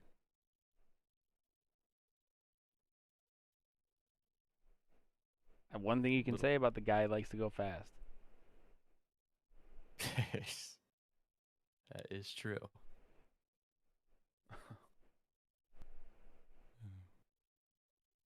Man, That is a super bummer. You do what you can with it. I mean, we're here for fantasy, but that's a super bummer. It's wild. Absolutely wild. We were talking. I was venting a little bit before we got started, but like, so last year things were like weird, but everyone knew why they were weird, or at least we thought we did. So it was like, well, anytime something weird happens, we'll just blame COVID and we'll blame 2020, and it's like, oh, okay, 2020 is the theme, and this year's weird, and so anytime something weird happens, we just accept that it's because it's this year. Well, here's 2021, and I think it might be weirder. We got Gruden emails. We got Urban Meyer out there catching lappies from somebody at the bar on camera. We got Cal Ridley stepping away from football for an undisclosed amount of time. He's already skipped 2 games out of the last 3 weeks. This Henry Ruggs thing is wild, and that's not like in addition to normal like injuries. And then you've got this whole thing where like teams are declaring everybody with an injury questionable, whether they're a game time decision or not. Some of the like a lot of these guys are like last minute scratches, and you just don't know what you're doing with your lineup. Like it is a weird fantasy year. And it's no longer 2020, and I'm over it. I'm over it. The questionable, the every player being questionable and getting these last minute guys that are out, that's been pretty frustrating to deal with. And I think a lot of people have probably, there's been so many of them that a lot of people out there have probably had that happen at one point or another. But I think, with you just having to have, you just happen to have Ridley and Ruggs, and then that happened within like a few days of each other. Probably feels a little extra. And OBJ, with his dad out here posting videos saying his boy's getting shunned. Yeah. This man's almost 30. He's a Pro Bowl player. His dad's out here posting videos for him. It's a weird year, man. You got the Ronald Jones, the Brandon Ayuk. You got all this stuff. It just makes no sense. This year's upside down. Speaking of John Gruden, did you see that? I meant to mention this to you and then I forgot about it. But did you see that Congress is on this now? No. They are essentially going after the NFL. They want the emails, not just John Gruden's. They want all the emails. I mean, I'm down with it. There was Ed Reed was quoted as publicly saying like he wasn't basic. It boils down to I can't remember exactly how he said it, but basically the thought boils down to John Gruden wasn't emailing himself. Why is he the fall guy for all of this? Like this wasn't just him saying this stuff, and like it's not like he was saying it to people. The implied part was like he also wasn't saying this to people that weren't okay with it, or he would have been reported a long time ago. Right. I think he said it in like 10 words, but he basically said like Gruden's the fall guy and more people were involved. Yeah, we joked about that first day when we found out about it, or the first day when Gruden resigned. We joked about that. Like he's the fall guy. That was with Washington's team owner, right? That those emails were exchanged with him and Gruden. Yeah, Gruden was the only guy he was doing shit like that with, the only one. Yeah, right. After all that other stuff that we know about Washington's history too, their past and their recent years, and the scandals and all that crap that they've had a lot of heat for. Like there's more to it, and so yeah, Congress. I forget which representative out of Congress was talking about it, but he basically said like, yeah, we are very interested in finding out more about what's going on here. They sent a formal letter to Roger Goodell, asking to basically for all of it. They want access to all of it. I dig it. Yeah, me too. It's a win-win too because like how often is Congress trying to do their job? Right. Well, the whole situation feels really strange and a bit shady by the NFL. To like what Congress said that I was reading about, which I totally agree with. One of the things they said that they didn't understand is why the NFL decided to go about it the way they did. Like, why did they choose to release to the public these specific emails, but then nothing else? But then just be like, Oh yeah, we're not releasing any more though. which were allegedly stumbled across or stumbled upon in a different, like, unrelated investigation. Like when the news came out with Gruden, the tone was like, we weren't investigating Gruden, we just happened to find these when we were doing something else. Right. But then, like, immediately became all about Gruden and literally, like, definition of a fall guy. It was like, okay, well, all the attention's on him now. We out. Yeah. It doesn't really make a lot of. It just doesn't really make a lot of sense.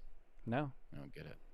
To release those, but not release anything else, I think they claimed that there was it was because there was nothing else that needed to be seen. Like, oh no, there's no more bad. That was the only bad.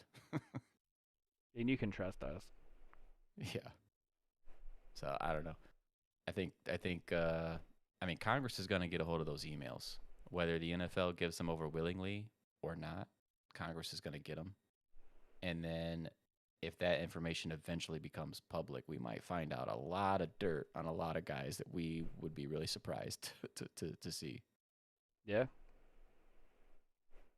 What's that? A Hall of Fame guy? Something Baker? The big dude that does all the Hall of Fame stuff. He like runs Oh, it basically. yeah, yeah, yeah. He's like always there when they're handing out jackets. Yeah. Or they're Um doing he does the, yeah, they like surprised, what, David Joe Baker. Buck in the booth, and they did Jimmy Johnson too, where he's the one that lets you know that you got in. Yeah. David Baker. He Do you remember he like it's what seemed like out of nowhere retired just a couple weeks ago. It was within the same week, if I remember right. It was within the same week that Gruden resigned. Baker just randomly came out with a statement and said that he was walking away from the Hall of Fame. He was on the Pat McAfee show in the off season. I remember listening to it when he was on there, and he just it was talking about nothing but Hall of Fame related stuff and how much he loves it and how much it's his whole life and he's dedicated everything to it, and like this guy seemed like a guy that really loves everything about the Hall of Fame in his position. And then all of a sudden came out and said, like, he just wanted to basically like have that time for him and his family to be able to do other things and spend more time with them. It just seemed weird. I don't know. So that people were speculating. They were like, what's David Baker been up to in those emails? Right? Something Uh, that was communicated to him but didn't go public, like, hey, you might just walk away and this will be that. right. Yeah, it's like the NFL's, yeah. Yeah, maybe Goodell's out there headhunting people, certain people he wants out of the league for whatever reason. Probably. I don't know. They had said, I just saw a release not that long ago too about how much money Goodell's made over the last like 2 years, and it is a Oh, lot of money, he's filthy rich. like a lot of money. I mean, it I want to was, say it was like in the 100 million range. oh, yeah. Yeah, I'm sure it was. It would have been, That's a nonprofit organization, by the way. The I know. NFL is tax free. They ask for volunteers to set up the Super Bowl. Like that is Yeah, what we're dealing that's with. crazy. This Disgusting. would have been years ago, at least 5 years ago, probably longer.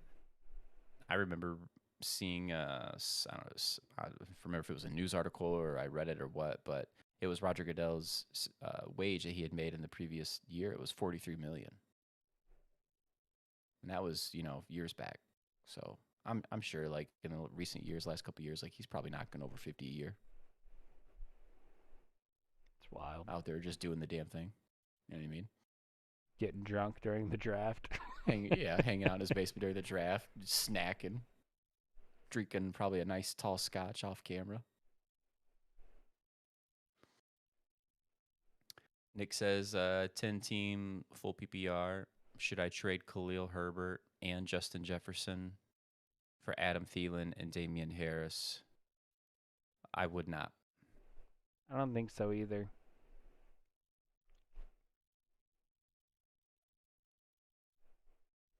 Nope, I would not. It's probably it's probably a pretty fair trade. Obviously, Jefferson and Thielen being on the same team, and everybody knows Jefferson is the one there. But Adam Thielen's been rock solid this year. Um, Khalil Herbert's that Bears backfield is gonna. I'm afraid that Bears backfield's probably gonna really suck for fantasy once David Montgomery comes back, because I just think that Herbert's done enough and shown enough in the time that Montgomery's been out that he's definitely carved himself out a role. And I said this last week, but I think that David Montgomery and Khalil Herbert are going to be in some sort of split where they're going to share that backfield, and it's probably going to be tough for both those guys to have nice fantasy days, just given the fact that offense doesn't score a ton of points. But, if Justin Jefferson is, Dub and I both, we are huge fans of him, and his upside is just so massive. I would want to hold on to him. And I think Khalil Herbert keeps value. He might be cap sharing a backfield, but look what Denver's been able to do with two guys too, and Khalil Herbert's been very good. He has. We don't know what it's gonna look like, but the one game that Khalil Herbert played with, a clear split, they ran the ball 32 times. Right. Yeah, that is the thing too. That if the Bears can, they love to run the ball as much as possible. So you could have Herbert and Montgomery both have some nice fantasy weeks together, just because both of them may be able to get enough volume. Herbert's really good, man. I think he's really good anyway. It's still obviously really early in his career, and he's only played a handful of games, but I've really liked what I've seen from him. He might be, I don't know. I'm not trying to get ahead of myself, but I've never been the biggest fan of David Montgomery. I think Khalil Herbert might already be better than him. I just don't know if that'll, even if that may or may not be true, say hypothetically it is true for a second, just for fun. Even if Khalil Herbert is better than David Montgomery right now, I don't necessarily know that that'll mean anything as far as playing time this year. Can happen quick though, dude. I felt the same way about the Bears backfield a few years ago. Jeremy Langford was the starter, and he had a bunch of run the prior year. And Jordan Howard was a rookie that year out of Indiana? And he just looked good for a couple weeks. And I went and picked up Jordan Howard, and I argued with a guy at work about it all day, too. He's like, what are you doing? Jeremy Langford's the dude. He had Jeremy Langford, so I think he was a little protective, too. I was like, you haven't been watching these games. This guy is good. And right. 2 weeks later, Jordan Howard was a starter for the rest of the year. It was a league changer. I remember that change when that happened. I remember Langford. He had a nice little hot streak for about half a minute, it seemed like. Yeah. Herbert also had a couple 20-yard plus runs this past week that were called back on some dumbass penalties too. His stat sheet, even if people didn't see him play and are just looking at his stat sheet doesn't even tell you how good he really played. Guys, I don't know. He's good, man.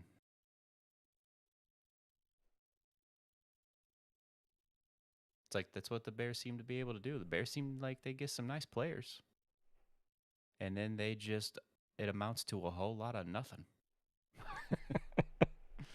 I don't know. They're really good at that.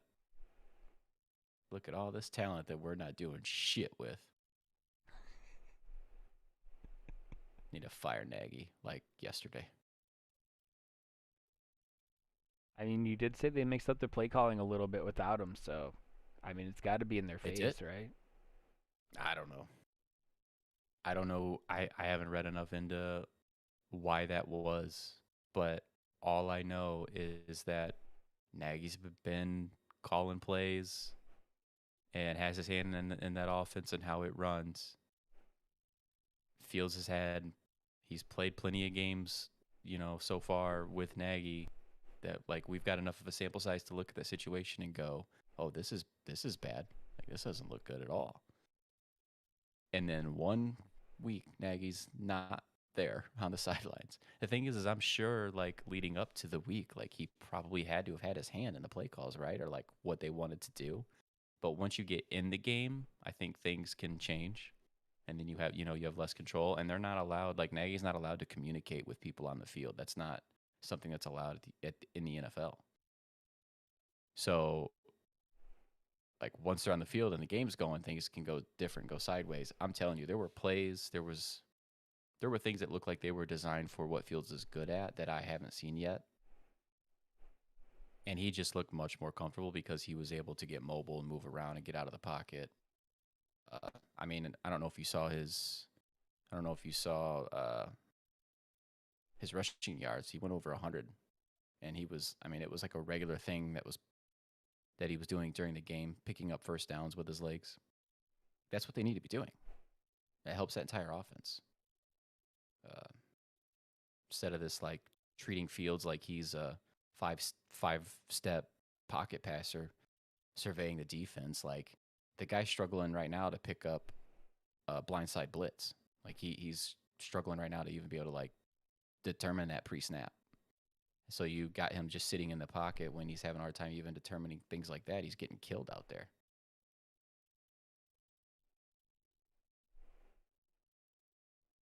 At least he's young. We have Goff out there doing the same thing. Yeah. Yeah. Goff's probably a few years from career backup. Yeah, this would probably be his last stop as a starter. Who the Lions gonna draft? Dude, I swear it's still listen because we have Goff under contract through next year too, and then I think he's got 3 years left, and we can clip him after 2 with no dead cap, and I'm totally on board with that. I want them to not hit the panic button, build up the defense. Like I think our offensive line is pretty good. We could probably afford to add like a third rounder, in the middle, like that right guard spot's probably a spot that we could benefit. I still say that like serviceable wide receivers are available in free agency every year. So like I want to see them really, really, really build the defense, maybe add another piece to the offensive line and just put ourselves in a position, like create a healthy environment for a young quarterback. And then when all that's ready, and maybe you're going 7 and 8 wins, because you have a shitty quarterback. Maybe that's when I guess what I want to see is I want to know that the quarterback position is the only thing holding us back before we start playing that game. Because here's the thing is like that's what the Bears did. And with as much as it can be frustrating, like you guys won games with quarterbacks that you felt were total trash. It can be done. The Bears were picking the right quarterback away from probably being pretty good. Yeah. Like a few years back when they had that defense the way it was. Well, and that's what I don't like about it is you can put that and don't get me wrong, there's busts at other positions too. But when you are trying to go quarterback first, I think you run this issue like Joe Burrow last year got hurt and missed most of last season. And then they go and they had a chance to draft Sewell this year, and instead they go and draft Chase. And Chase has been good, but like how vulnerable is Burrow right now? And that whole thing could fall apart tomorrow. I just don't like the way that feels. I think that's a tough one because Joe Burrow was looked at as a generational talent at quarterback, like the most difficult position for teams to find a generational talent at. So when you have the ability to draft that guy, regardless of where your team is at, I think that you just have to. And then you hope you don't ruin them before your team is able to improve in other areas. Yeah. But just to take a quarterback because it's like, well, we just want one and this is best available. That's when you should just not do that. Go get a Ryan Fitzpatrick and build the team. Well, even with as bad as Zach Wilson's looked this year for the Jets, I feel like they approached it fairly well for it being quarterback first. But they went and got Mekhi Becton 2 drafts ago, and they got Elijah Vera Tucker this draft. So it's like they're actually trying to protect this guy, and I'm down with that. Yeah. What do we got here? Any worry Saquon doesn't play this year based on the Giants' giant injury list? I think Saquon comes back. I'm honestly more worried. I would bet that CMC misses the rest of the year before I would pick Saquon, like if I were picking the two. I think Saquon comes back. I think Saquon comes back as well. Hopefully you have Devin. Hopefully you have Devon Booker. He's been pretty steady, decent play, getting it done on some volume. I'll tell you what though, he looked well. It's the Chiefs defense, so take that with a grain of salt. But he looked pretty good last night.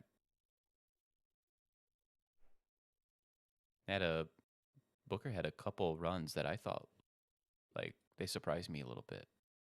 He surprised me. He was getting some dump offs that he was creating some yardage with too. The injury that Saquon picked up a few weeks ago, the people on doctors online, the Twitter doctors as I usually call them, they were saying that it was going to be a multi-week injury, that it was not. So this is not something because like Saquon is quote injury prone, and that's it. This is just another one of those. They said it was a freak injury, a bit of a freak thing, that it was going to be multiple weeks, but that he would be back. So. Yeah, no problem, man. It can be frustrating knowing that somebody's not really responsive to trades or trade offers. I get that. Man, so frustrating. I like talking because I like to sell my way into some situations too. And sometimes I think it can be a little bit grimy, but I like that opportunity at least. But my least favorite is when are the guys that don't deny offers. Like when they want a trade to go through, they'll take it right away, or they'll offer you trades. But then if you offer them something that they don't like, they let it sit there for 3 days. That just irks me because it's like you're wasting my time. Yep. Yep. I don't like it either. I'll do it to somebody if they do it to me a couple times though. Yeah. I get one from you. Guess what, bro? 72 hours that thing's gonna sit there. Yeah. And there will be no communication. We will not talk. Nope. Pray for Saquon. I could win the champ if he comes back. Yeah, man, I hope he comes back just because I like watching Saquon Barkley play football. And he was he looked like he was coming back around to being his old self before that happened. It was really, really unfortunate. It's a weird year, man. The only thing that I would be nervous, the one thing I'd be nervous about with Saquon is if the Giants just continue losing games, and then they don't want to bring Saquon back because the season's lost. Nah. That would, yeah. I don't think it's gonna happen, but I'm just saying that would suck. What running backs would we consider in a trade? 1-for-1 for Saquon. Ooh, that's interesting. Let me pull the list up real quick.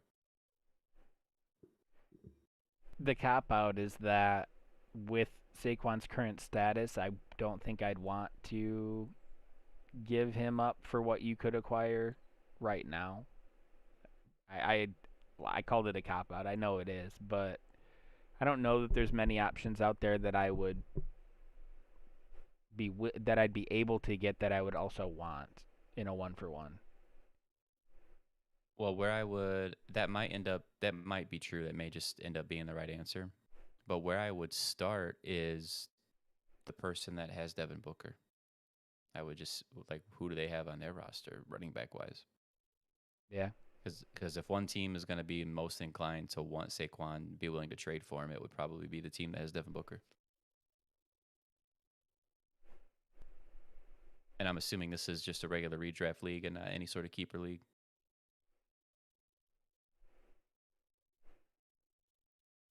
I'm looking at the list of running backs.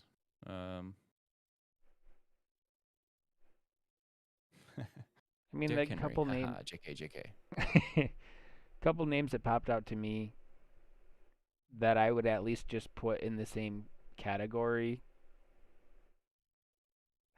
I mean, one of them's been hot as hell. You're not going to get him, but like Jonathan Taylor, I think people Yeah, I were don't think you'll lower on touch him. him early, but the production now has it totally different. Yeah, he's just been on fire. Zeke is another one I think people were down on early in the year, and there might still be a little bit with him, but he's also been really good lately. I don't think you can get him either. I think it's got to be lower. I think it's got to be like. I think it'd have to be like Leonard Fournette territory. What about? It's crazy because he was number 2 to start like in draft season, right? But he hasn't really produced that much. Dalvin Cook, Nah, I don't think you can get that. his He production's been down though. I do agree. Yeah, it has. But I still don't. I think the people that have Dalvin Cook, they know what they have. I think it's one of those where they're riding it out. At least, I mean, if you talk about if it's another game, they're playing Baltimore this week. Say Dalvin goes out there and doesn't do shit against Baltimore again, then you are another week removed from. You're another week as well of Saquon being able to recover. So then maybe you could try to do something like that. I think you'd still have to throw another piece in, but maybe you could make that happen. I saw a name here. Could you? I don't even know if I'd want to do this or not. But what about Cordell Patterson? I paused on the Falcons when I was skimming. If it's redraft, I'm thinking about it. Yeah, yeah. This is all assuming this is just a regular redraft league and not keeper. But I mean, would the Cordell Patterson owner? Do you think that they would? The person that has Patterson, do you think that they would accept that trade? Yeah. If you want to get out from Saquon, if you're just trying to get off that situation, or if you're in desperation mode where you just really need somebody to be able to play and get you some points, I mean, you can shoot for the moon at first, and you can try to do like what Dub mentioned, like a Dalvin Cook, maybe throw in another piece, Nick see if you can make Chubb. something like that happen. Yeah. Chubb's just coming off injury, but he should be back this week, right? No, he was back last week. He just didn't Was really he? do anything. Yeah, he didn't do much. Cleveland's offense, Oh yeah, he split Baker's time with really Ernest Johnson. They were both playing. yeah. Yeah. Baker's kind of, I mean, Baker's hurt. And Baker's been sucking it up lately, and Cleveland's offense was they just didn't do shit against the Steelers. Um, I think you probably have to end up having to go a little lower. I think you'll probably be looking in the Leonard Fournette, Cordell Patterson range because a lot of people are just going to be very uneasy with Saquon Barkley, I think. Knowing how good he can be, but also knowing how often he's been hurt and not knowing when he's going to come back. Got Hockenson on a bye and Knox coming off hand surgery. See, Dallas, I feel like I don't even want to recommend any tight ends with you. I feel like every time we zig, you're supposed to zag. I don't think he's a bad target when if you've got, like you said, you got Hockenson on bye and you're dealing with the Knox injury. I don't think he's a bad target. He's been involved for multiple weeks now, and Roethlisberger's got that noodle arm now, so he certainly looks for the tight end. I don't hate it. And especially considering that a lot of the tight ends over the past few weeks, a lot of these waiver wire tight ends, they've kind of been picked through. There's not many good ones that are left to really look at and target. Ruggs was not the best news today. No, it was not. Cut him so fast. I don't know if we even play. Yeah, yeah, I don't know. We were kind of talking about that a little bit ago. I think I mean, I don't know what that legal process is going to look like. So, that aside, I think he can get back to football mentally, but I don't think he can do that right now. That seems impossible. I was thinking Patterson, the guy's a big Giants fan. Okay, well, see, that matters. It does. It does. That's good news. Yeah. I mean, if you want to pursue that, I think him being a Giants fan is probably really going to help you out. And if you want to really get fun with it, you do the little mental trick where you offer him only Saquon and you ask for Patterson and something else that's pretty like a good player as well, right? Knowing he's probably denying it. Okay. Maybe he doesn't and big time win, but he probably denies it. And what you're doing now is you're setting him up. So now you come with the like, all right, fine. I'll just take Patterson. And he's like, oh my God. In his mind, he's like, oh, that's such a better deal. Except Yep. And then you're not waiting on the injury. You're done dealing with that, and you've got a guy that's been very good for fantasy. Boom. Patterson's been awesome. And for fantasy, Patterson's been great. And it feels like it's got to stop at some point, but it hasn't. And I kept telling myself that in the beginning for the first month of the season. I was like, oh, Patterson's going to go away. This is just temporary. Well, it hasn't went away. So at this point, I have to buy in. And especially bringing up another wide receiver, another sore subject for Dub, but especially with Calvin Ridley not playing right now, like Patterson has to stay involved in the passing game as well. Listen, pretty much any fantasy news is bad news for my team, so you just talk about it. But just ask yourself this, Wolf, if you haven't left, you're still in here.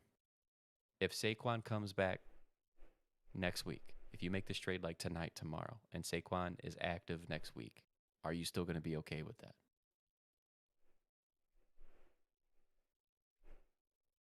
Just make sure you are good with that before you make an offer.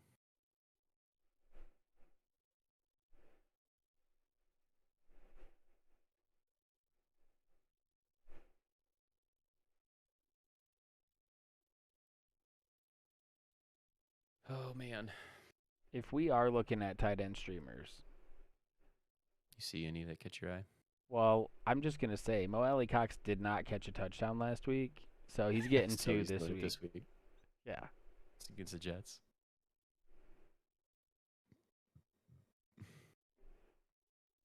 He didn't even catch a ball last week, huh? If he doesn't catch a touchdown, he's not catching a ball.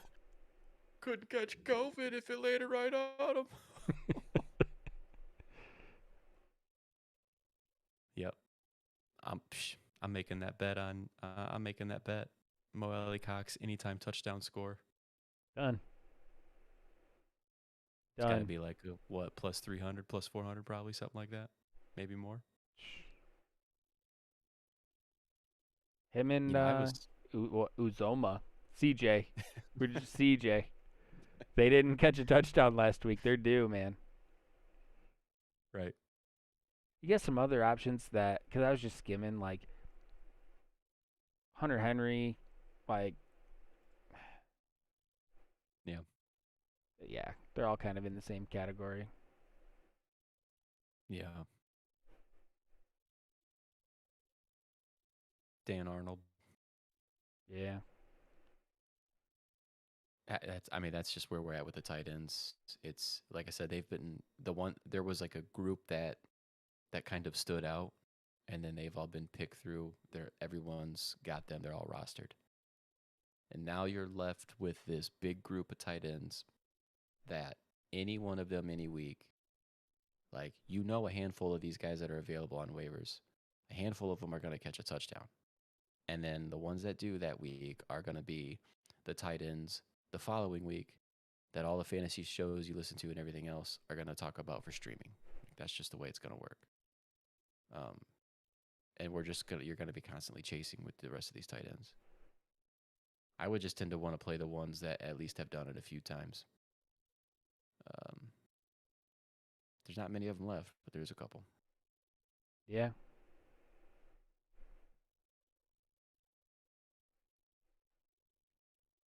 Pretty ugly out there. How's Tim Tebow doing? He might be a good tight end play this week.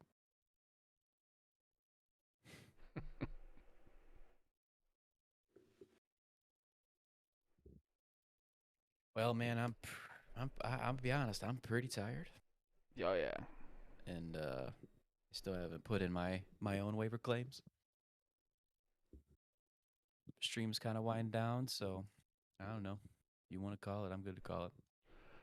Yeah, let's get out of here. It was kind of a downer week. I mean, I know we were tired, but we didn't have much. We the league didn't offer us much energy either with all this bad news. But I mean, we did touch on some guys, some familiar faces. We had a couple receivers that we've been talking about for a while. We had what was it? Mostly it was Crowder. We talked about Tennessee's backfield situation could end up being a mess, but there's some pieces there that offer value in their own in different ways. So we're keeping an eye on that. We had Crowder, and there was like one other one that we were both pretty big on. Yeah, Parker. I can just run through a couple of them just real quick again for a few guys that are in here. See if Devontae Parker is available. See if Hunter Renfrow. Both guys are like half owned. If one of those guys are available, they would be like probably my primary focus this week for the wide receivers. Jameson Crowder is 18% owned. He's most likely available. I think he's a good pickup as well. Michael Gallup is still available in about half leagues if you want to go that route. I don't love it, but like I really don't like the waiver options much this week, so I would put him up there too. And then the running backs was the Philly running backs. You got Boston Scott that should be available in most people's leagues, and then obviously Tennessee AP. It's AP and it's Jeremy McNichols, and we don't know between those two how exactly that workload is going to be split. I imagine it will be split to some extent. Don't know who's going to be the primary. I know most people are going to tell you it's going to be AP, and we're going to assume that, and that might be the case, but we don't really know that for sure. We also thought that about a couple different backfields after injuries this year, and we've already been wrong about it. So I think both are worth picking up as well. And for the most part, that's kind of it in waivers. Oh my God! I was Carlos talking Hyde. about Darrington Evans because he just came back. He's back on IR with a knee, out for the season. So it's all Oh. AP. So And it's McNichols. AP, McNichols, and whatever's left of Deonta Foreman. Yeah. Carlos Hyde is one more too. It's a terrible matchup against Buffalo, but it sounds like Robinson's probably at least going to miss this week, and potentially more, but at least this week. And Carlos Hyde's going to be just a big time volume play.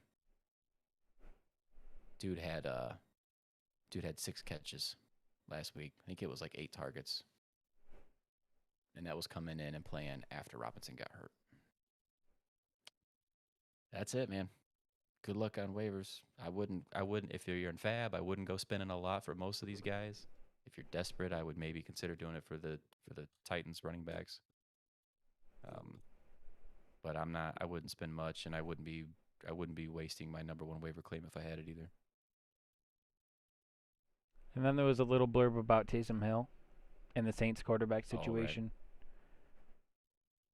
Can't run him out there as tight end again this year. Is he listed as only quarterback now? I think so. He should be. That was a big stressor last year. Yeah. I think Hill would be. Yeah, there's probably some teams out there that are hurting at quarterback that could use him. Look, whatever you think about the guy as a passer, like he gets it done running. If you're gonna play guys like Jalen Hurts, then Taysom Hill should be considered too. Shit, I got Patrick Mahomes. I might just go pick up Taysom Hill, benching Mahomes. Probably not. Shut up. Yeah, well, Chiefs better figure their shit out. That's all I gotta say. Yeah. Feel that. I got Tyreek too. We need to get this going. Dude had 18 targets for like 94 yards. Yeah. What the hell was that? It was my fantasy team. Okay? Oh, I tell you what it is, dude. How much time you got, buddy? Appreciate you, Dallas, as always. Just real quick, I don't know how much of the game you watched when you fell asleep, but they were dropping 8. So when Kansas City was on offense, they were dropping 8, only rushing 3. And that's what happened last week against Kansas City too. And it's been working. Like, they're basically just got a bunch of smaller guys out there in coverage all over the field. And I mean, really, it's just Kelsey and it's Tyreek because all those other pass catchers suck. So like Kelsey and Tyreek are out there trying to make things happen with 8 guys out there in coverage, and it's not working. And the Chiefs can't run the ball, so like that would be what you would do when you've only got 3 down linemen. You would run. Well, they can't run, so they're Some just of kind of that, stuck in the mud. I put some thought into that today too, and I think some of that is because Kelsey isn't a blocker. So what they've done for the last 2.5, 3 years is they've offset that by getting that short stuff to Kelsey, like really short, quick release throws to Kelsey because he's not offering blocking to help, right? I think that's a big reason Mm-hmm. why they haven't found success in the running game too. He's not, like if they had George Kittle, they could run. I would bet money on that. Gronk. Gronk. So they don't, and their solution has been to dump it off to Kelsey. Well, then if teams are very adamant about defending that, the short stuff to Kelsey, then what do? Well, the shitty part about the Kansas City line is their weak point last year and seemingly this year too is their tackles. So if you're rushing Yeah, three for sure. guys and you've got 2 guys bringing serious heat off the edge, it's at least making Mahomes get rid of the ball a little bit quicker. So you shade a safety over Tyreek's side so he can't burn you on the big play. You double covered Kelsey short. You already know they can't run the ball. Like Yep. it's bad, but I think that the biggest factor on all that is Kelsey not blocking. And we don't want to knock Kelsey because he's been so good at what he does. He's a great receiver, best in the league at his position as receiving. But like, I think not blocking is really affecting that team right now. It is. I mean, yeah, that's definitely something I don't really think about, but it's true. Like, there's plenty of tight ends out in the league that aren't pass catchers, but they're so good at blocking that they help the team out so much on offense, like being able to run the ball or even just pass protection. And yeah, the Chiefs don't really have that luxury because Kelsey has to be out on the field, right? And he really he needs to be out there catching passes Yeah. because I mean, who are they going to throw to? You know, like none of those other guys can get it done outside of Tyreek. Yeah.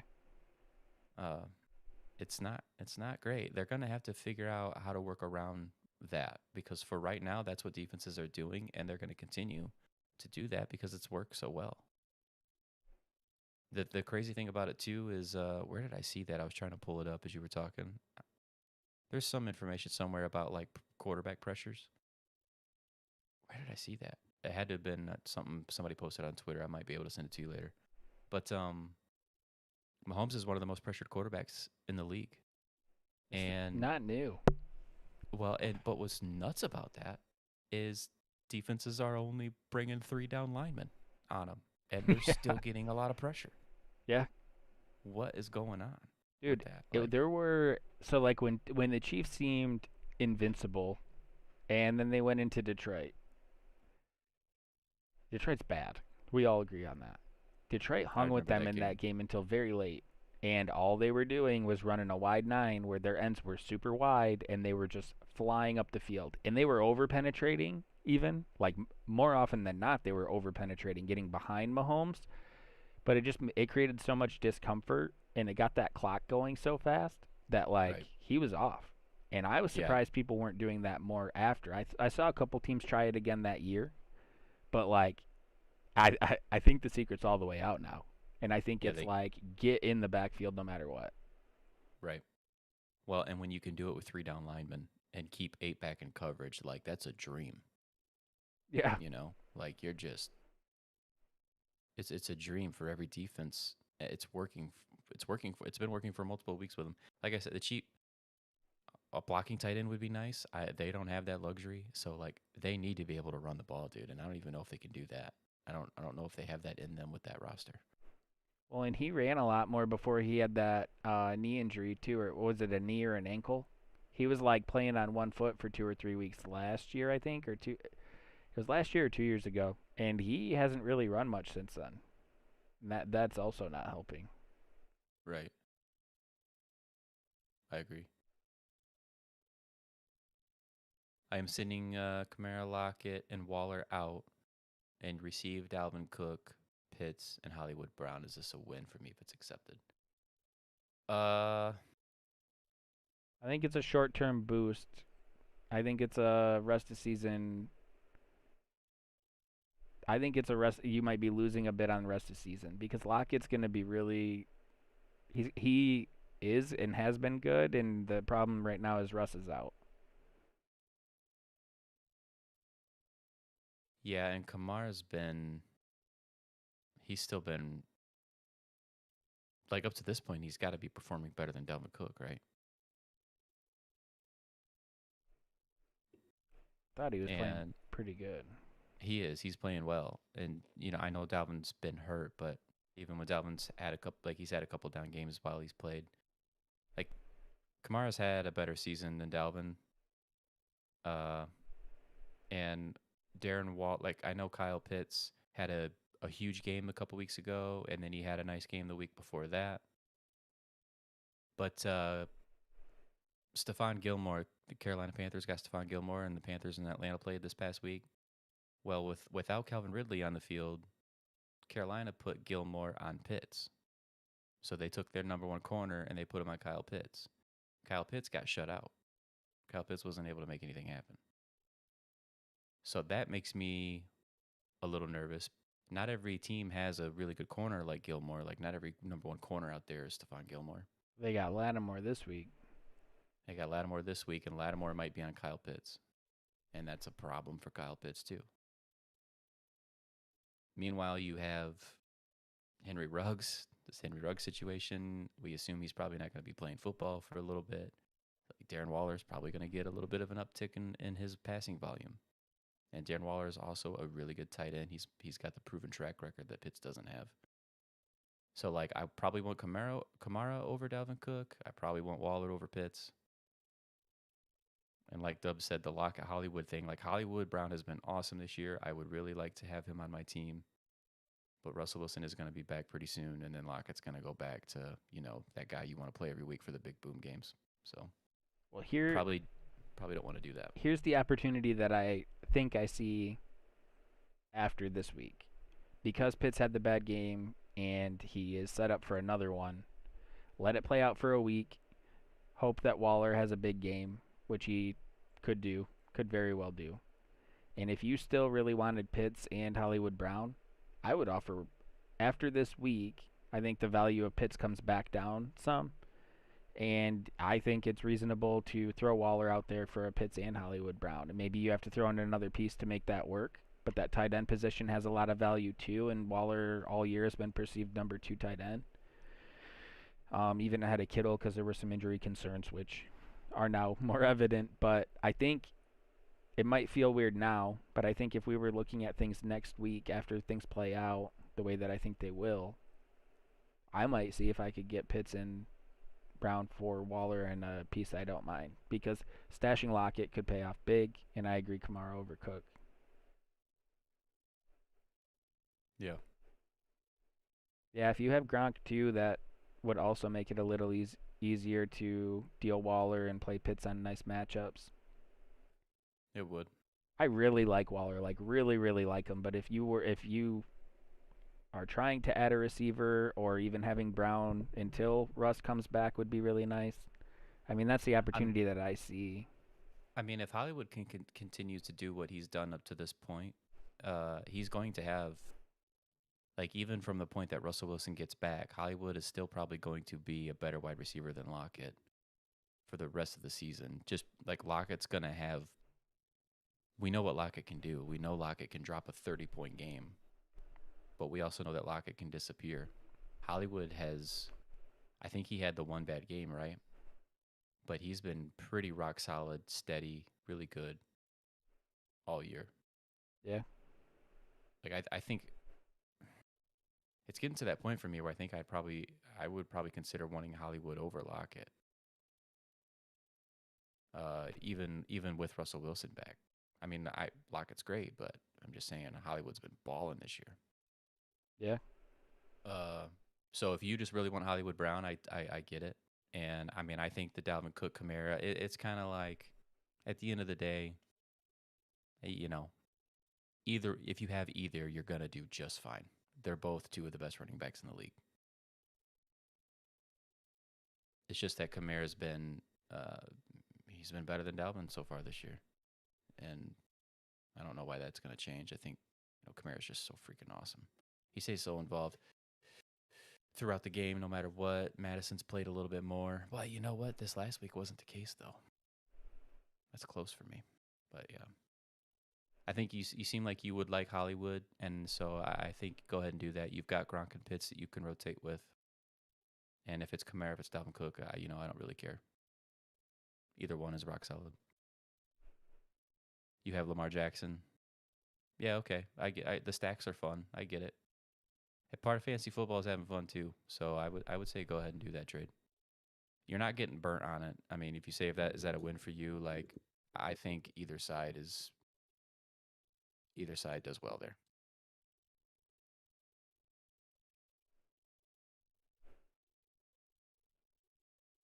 Having Gronk is a key piece for that too. If I didn't have Gronk, I would be way more inclined to hold on to Waller, but that offers you a whole different opportunity.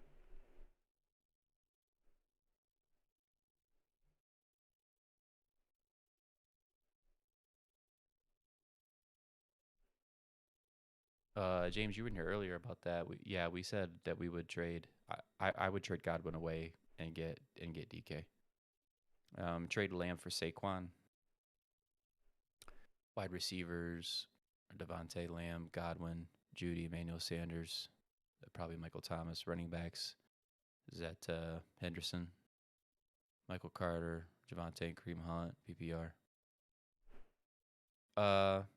Trade Lamb for a different running back. If you're willing to let go with CD, and you've got some solid wide receivers there, especially if you go get. I mean, Godwin's solid, but you go get DK as well, and you have Devontae and DK. Like, if you want to trade CD, that's fine. You could use another running back for sure. I don't want to. I'm a little too nervous to want to trade for Saquon. To give up such a good receiver like CeeDee Lamb, I don't want to do that. Mixon, yeah, I would do that. I would trade CeeDee Lamb for Mixon.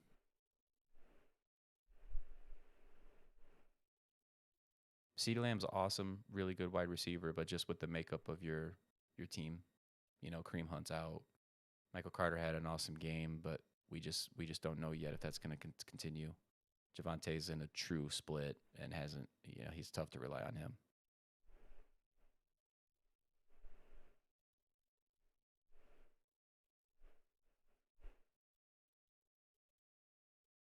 Torn on what defense to start, because I have Cincy and the Cards defense. Should I pick up the Steelers defense or start one of those two? Let me see the schedule. I'm bad at this.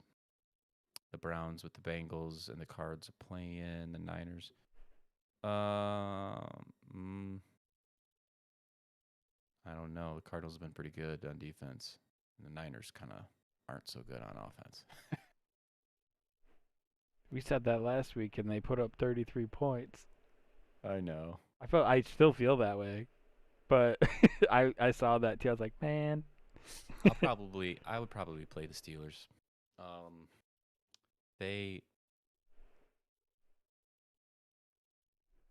Yeah. I would play the Steelers, I think, just because I think that it's Justin Fields and the Bears offense. There's a pretty decent opportunity there for turnovers and sacks, and that's what you need. The points that a team scores, I mean, it matters, but it almost doesn't matter as much. You just need your defense to be able to create turnovers and get sacks, and that's how you score big time fantasy points with your defense. And the Bears offense, like, they're pretty good offense to target. It's kind of weird because Justin Fields just had like his first game where he looked all right, used his legs and was mobile. And if that continues again, like, they can get a little bit momentum, but the Steelers defense is pretty stout still. They did just trade away one of their pieces. They should still be fine. I think so too. You had Henry, Ridley, Hunt, and Monty. Damn, bro. I'm going to need you to send me the rest of your roster so I know who I need to trade away if I got somebody. Yeah, we have a couple guys in common, so I'm riding that wave with you. I had Hunt, Ridley, and Ruggs. I feel you. I got Kareem in the league as well. So hey, cheers to all of us. Dude, losing Henry, is there a worse? Can you think in recent memory of a worse player to lose in fantasy? CMC Yeah, it was pretty tough. twice. That was pretty tough. Okay, fair enough. Can you think of another one? No. No. I mean, Saquon was killing it before his injury, but I just don't like he didn't do it for long enough, right? Right. It doesn't count. I mean, like PPR leagues, Devontae Adams would be a bad one. Yeah. But at least Didn't that was like a shorter term. Like, he's coming back. That's not. Yeah, this is big. Derrick Henry's big. huge. Huge. He had 3 games this year that he scored 3 touchdowns. He's had a full season already. You Right. good? He scored a full season's worth of fantasy points. Should get into basketball. Fantasy football is fun. I can't get into the NBA, man. I've tried. It's just not for me. But I love college basketball. That's starting. When does that? That's really soon. Next week? I think you said 2 weeks last week. Yeah, is it next Tuesday maybe? Listen, I don't know where y'all are from, but Michigan basketball's about to go off this year. Okay? Gonna jinx us. Nah, they had a. Listen, I'm tired of playing scared. Michigan basketball is real. And they made a nice push last year. They kept their best player, and they had the #1 recruiting class in the country coming in. It's going down. Okay? Meet me in the trap. Let's go down. We can't win any football games, all right? I'm impervious to any of that. You can say whatever you want about that. We're a basketball school now. Yeah, Michigan's a basketball school. I don't know what you're talking about with that football nonsense. Yeah, the 9th, Tuesday. That's when college basketball starts. Perfect. Oh man, I can't wait to lose so much money on these college basketball parlays. I will say though, they skipped. I think they skipped last year's because of COVID, but Michigan usually gets involved with Howard. They've been involved in a pretty serious tournament to start the year, the last 2 years. So it's usually a good tell. But they've also played a lot better early in the year under him than I think we're used to too. So we could have a great opportunity to get rolling early.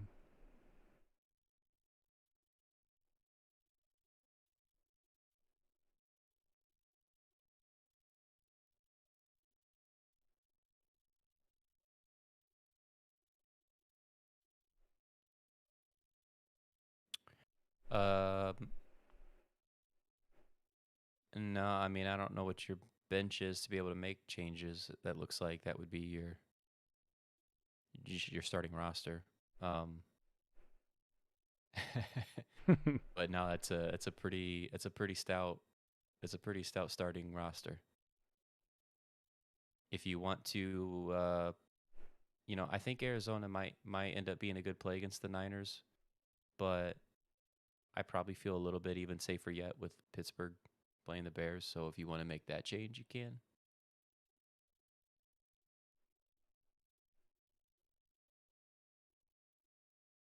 But outside of that, like I don't know how. I mean, that's a really good starting roster. I would say good luck to whoever's playing you.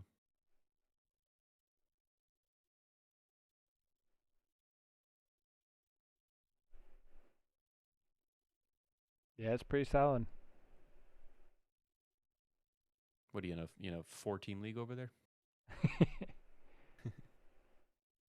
Lockett, Gronk, Harris, Ertz, Burrow. Yeah, no, you're good. What you have is you're good. Like I said, outside of you, if you want to make that defensive change, you can. 3-5 with that team. That's crazy.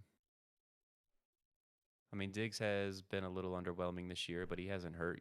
He hasn't hurt you. He just hasn't been what we were hoping. Jamar Chase has been awesome. AJ AJ Brown Brown's has been back. out, Yeah. right? AJ Brown's been out, so that probably hurt you a little bit, and then you lost Russell Wilson with Lockett as well. I mean, looking at that lineup makes me less inclined to move Waller though. Like with those guys in your starting lineup, I wouldn't want to downgrade my tight end, and I think that Pitts or Gronk would be a downgrade over Waller. I get trying to upgrade Lockett. Like you would also then have to be starting Gronk or Pitts every week. And you could probably do a good job of playing matchups with them. Yeah. But I'm You're looking at 3-5. My team is under. Yeah, they're. Don't panic. I mean, they're underperforming, but that's gonna all come back around. You've had just like I don't know if you faced some high scorers certain weeks. You just had things not work out for you, but that's like one of the worst mistakes people usually do make is when their record's not great, but their team's really good and they've just had circumstances just hasn't worked out, injuries, things like that. And then people start trading away their pieces, and at the end of it all, their team ends up actually much worse than it was when they started. You've got a really good roster. You should be able to win games with that roster. yeah. Depending on when your deadline is too, if you can get a big game out of Tyler Lockett and shop him and get your upgrade off your bench, that would be dope. Like if like Lockett and like Gronk or Harris or Ertz go off on the same week, I would package them for some other piece, just a little depth move. That's where I would want to try to get that. I'm guessing you had some tough luck, went up against a couple high scores. Henderson and Brown both missed a little bit of time. Yeah. It happens. Your best team is Herbert, Hill, like Tyreek, Diggs, Jefferson, Kamara, Eckler. Yeah, those are some huge names. Schultz and J. Rob Ertz.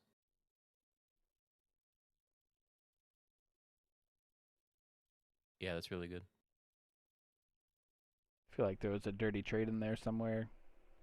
You didn't. That person didn't draft Hill, Diggs, Jefferson, and Kamara and Eckler, right? Like those are all first and second round guys. Yeah, I mean, maybe keeper league like ours. True. Uh, in our three keeper league, I have Mahomes, Mixon, Henderson, and so it's Mixon, Henderson, and Kareem Hunt are my running backs. Mahomes is my quarterback. My wide receivers are Hopkins, Keenan, DJ Moore, Michael Pittman, Waddle, Kadarius Toney. Got Ayuk. He's been rock solid. Tight ends are Goddard.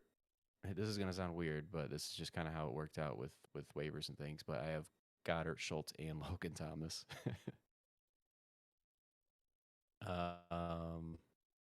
Yeah, I think that's it. That dude just caught lightning in a bottle. Stafford, Cup, and Debo.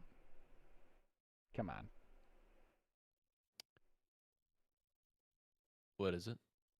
That Cloudsy's the top team in his league is starting Stafford, Cup, and Debo. They ended up with all three of those guys, which were all like yeah. super great values at their pick.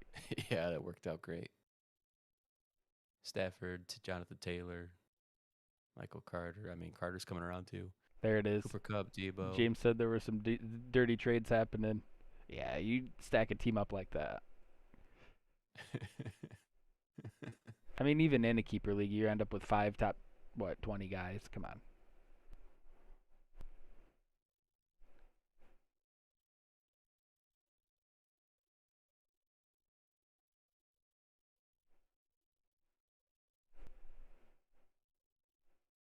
Yeah, yeah, luck should come back around in your favor. It'll start to swing. And the thing too, you got to focus on when you're 3-5 like that. Don't worry about like I don't focus on trying to be one of the top 2 teams and getting the bye week. It's great to have that, but at the end of the day, only 2 of the teams are going to be able to get those buys. If I'm hanging around the mid to lower range in the standings, just focusing on what do I need to do to make playoffs. Like, just worry about that because you've probably only got a win or two at most, and then you're like right back there in that mix. And with a roster like that, it shouldn't be an issue for you.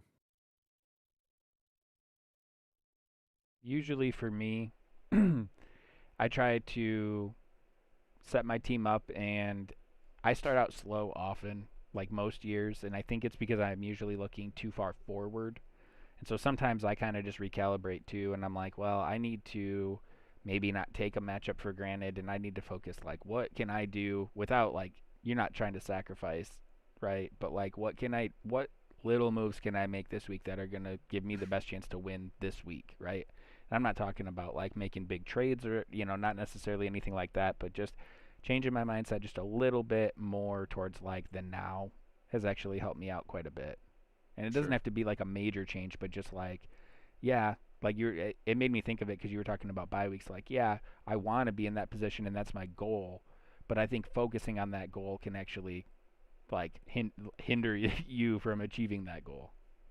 I think just going a little more week to week helps me out a lot.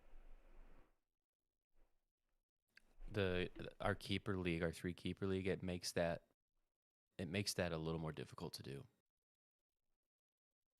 Like if it was just a redraft league then and you could just freely move who you want and not worth think about the future. Like for instance, like Trey Sermon. I mean, he's done, right? He's dead to me. But I I would not have held on to him for more than a month, maybe in a regular redraft league. Like I would have picked up as soon as something on waivers happened that a player I really wanted. I would have just made that move then because who cares? But in oh wow, but in a keeper league, you're waiting on potential at the same time. So then I become a little more like I play a little closer to the vest, and sometimes you miss out on things, which it's the drawback. It sucks. I'm guessing you saw that update. Nah, I have a lot going on. Well, for you guys out there listening, Henry Ruggs was released from the Raiders.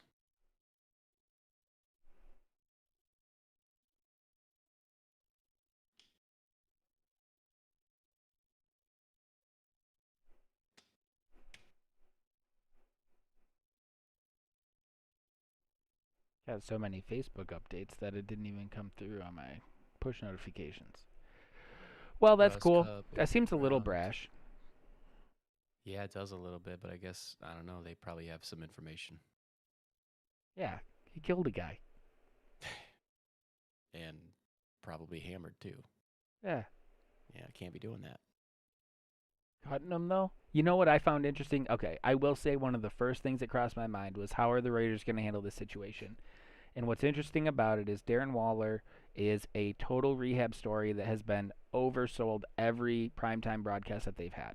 Every time the Raiders have been in primetime, the broadcasters are like just ecstatic about two players on their team. It's Darren Waller and it's that defensive end. His name's like Ryan Nassib, I think. He's like a Yep. yeah. And they're like, "Oh my god, these guys were addicted to drugs and like they turned their lives around and it's so great." And it's like, "Okay, well the Raiders are being built up as this rehab program and then they cut Ruggs." So that's very interesting to me because I swear that crossed my mind like right after I heard about that was like I'd love to see how they handle this because like I do think teams are inclined to cut a player if they dip low enough, right? So like my panic move was like, "Oh my god, are they going to cut him?" Then I'm like, well, that'd be kind of ironic if they're being sold as this like rehab program that's like enabling all these guys to turn their lives around. Well, listen, we'll take you after you mess up, but if you mess up while you're here, you're gone. It's just weird. It's that's where the whole like it's a business quote saying comes into play. Because I'm sure as an organization, they're looking at that as they are setting an example for the rest of the guys on that team. Like, hey, you fuck around like this, and we are just done with you. I mean, that's cool. I get that part of it. but I never Yeah, want to hear another word because it's literally been at least like 3 primetime broadcasts where I hear about it over and over again. How like these other guys turn their lives around and it's so great and like Oakland was their opportunity. It's like, you right. know what? Cool. Take it out of your mouth. I'm over it. I don't want to hear it anymore. No more positive vibes. Yeah. Do you know how bad It's a rough 24 hours do you for know old how Henry Ruggs. do you know how bad the Chiefs still want Kareem Hunt back? Oh, I know. If they had Kareem Hunt, I don't think they'd be having half these problems they're having. They want him back so bad. I don't They care if they definitely do. never admit it. I don't think they wanted to cut him when they cut him. No.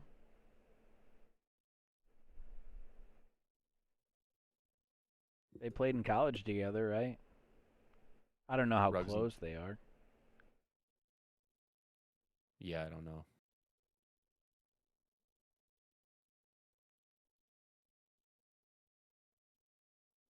Man, I just can't. That's crazy. Lions will take him. We need receivers that bad, man.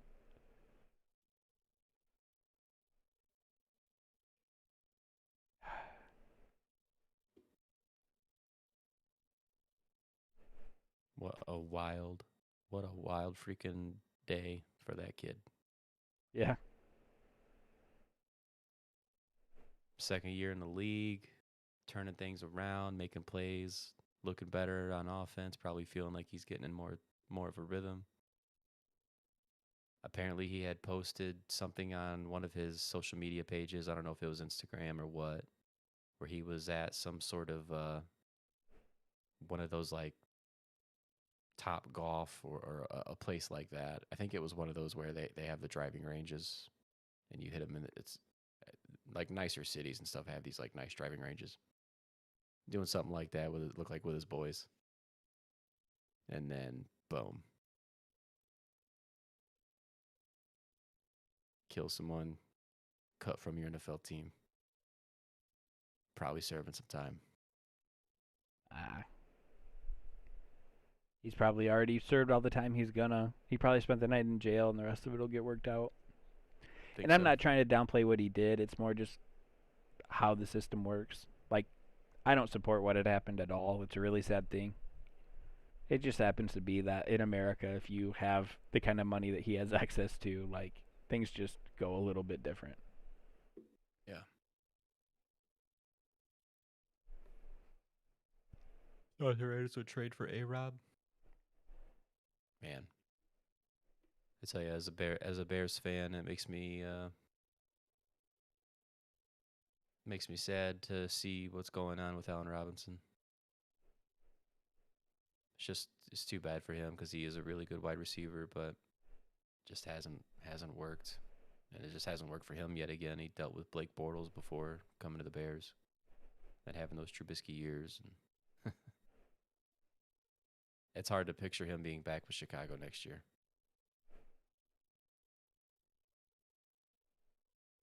Yeah. I'm not surprised the Bears didn't want to trade him this right now because I mean they probably think that if I was the organization, I would think that I would want all the pieces around Fields that I can get to really help him, and so I wouldn't want to let Allen Robinson go.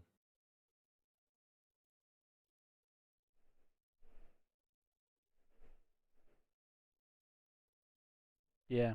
You still have a chance to sell him on staying too. Like, even if they don't extend, like maybe they give him a little love down the stretch and hope he comes back. Yeah. Every year is your year as a Seahawks fan. Yeah, I mean with Russell Wilson, you're always gonna have expectations. You're always gonna have that thing behind you of like, well, we got the quarterback. If the defense can play well, if the defense can step up, like we really got a chance here to make a run. There was a minute there where Russell Wilson was going to be playing for Chicago. Remember that? Yeah. Ryan Pace, like they had meetings together. These team owners and GMs had sit downs about this. Sierra was talking about how she likes Chicago. I don't know what happened there. That disappeared quick. Yeah, it just kind of out of nowhere, it just was gone. It came and it was gone. Oh, that's another one we haven't even talked about because it's such old news now with all the other stuff. But like, added to the list of weird year. But Deshaun Watson, he was another quarterback on the trade market, and I think the Bears were linked to it momentarily.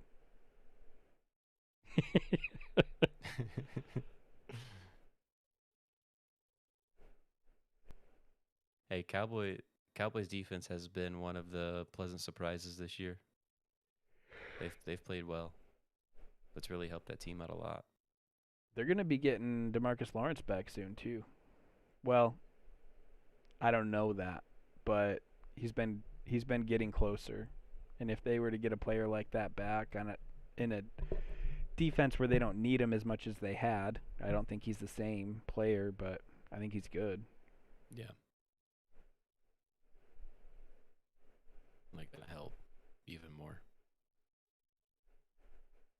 MT is Michael Thomas. I assume so. I just said Aaron Jones and Michael Thomas for CMC and Amari. Well, obviously we know the risk, and that's not knowing when CMC is going to come back. I certainly don't mind getting Amari for Michael Thomas because the quarterback situation and also not knowing Michael Thomas is going to come back.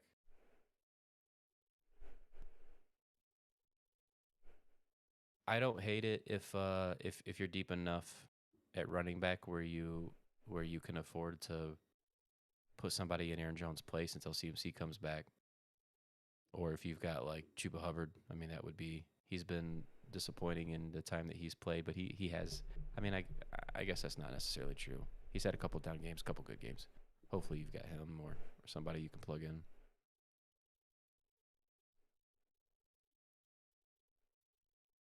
I think it's more likely that you get value out of CMC than Michael Thomas this year, like real value. But Definitely. there is I have a small feeling that CMC. It's just because we followed the same path last year, and CMC missed the rest of the year. And I know I think they made it sound like some of it was connected to the team win loss, but I mean we are on the same exact trajectory right now that we were last year when CMC missed the rest of the year. So there's a little bit of me that's concerned with that, but that upside's also worth some risk. So I dig it. Right. You've got Leonard. Yeah, Fournette seems like I think he's going to be pretty reliable for the rest of the year. It seems like he's got himself a nice role carved out now with the Bucks. And I've been one of the guys that's been a little bit of a Leonard Fournette hater, but he's looked pretty good this last month or so. Like even a little bit better than I remember him looking anytime lately. So I I dig like it. that. Top 3 pleasant surprises. Pleasant Honestly, surprises, so not good, so not bad stuff. they're just from year-long production, which is probably I think the best way to go about it. There's a couple receivers that I'm really happy with. Mike Williams has been like a physical freak that was being misused for a while, and he's finally having an opportunity to really be a receiver that I think he could have been like from day one. So I'm really happy for him. I think what he's doing isn't surprising, but it's not guaranteed either. There are a lot of good players that wash out for not very good reasons. So happy for him. Pretty happy for Jamar Chase because he had so much bad pub in the preseason with the drops. I mean, he had like 3 or 4 drops in the preseason. People were dogging him bad. He was drafted, 5th overall. He was like, it was just like, it would have been very easy for anyone to get caught up in that and let it spiral. And instead, he rebounded and is one of the best receivers in the league right now. So, really happy for him, too. And then there was another player that stuck out to me. Pittman. yeah, I didn't want to go all receiver. I'm pretty happy for him, but I'll Cordell Patterson I think is pretty cool too. Um, Yeah.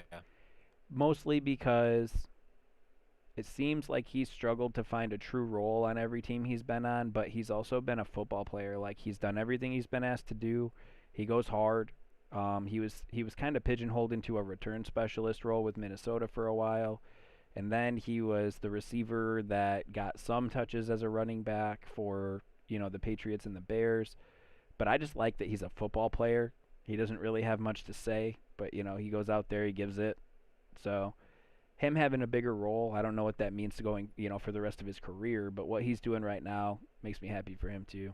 It's all just guys that I think either got either are getting taking advantage of an opportunity that they earned or deserved, or you know, uh, with Chase just totally rebounded in a way that would have been hard for anybody.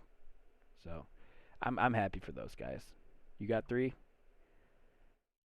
Um, one of them, I mean, it feels kind of cheap because two of them are on my team, but the reason they're on my team is because I drafted them because I wanted them because I liked them. Uh, but one of them, the most obvious one for me is Joe Mixon. Um, just because he's been one of my favorite running backs as far as his ability since he's been in the league, and he's had a couple good years. He's had several injuries. He's also just had big stretches where he just simply hasn't been very productive. And it's to the point, I think it was to the point like this year where people were kind of even over it a little bit, like over Joe Mixon. He still had fairly decent draft capital where he was getting drafted, but for a guy that gets as much work as he does, like as much volume, he was actually, I mean, going kind of late when you consider that. And it's just nice to see. I feel like this year he's been able to show his ability more. Like he's been able to uh, get more done just because of the fact that teams have to respect Joe Burrow, and that offense can move the ball now, and they've got a lot of great weapons, receiving weapons.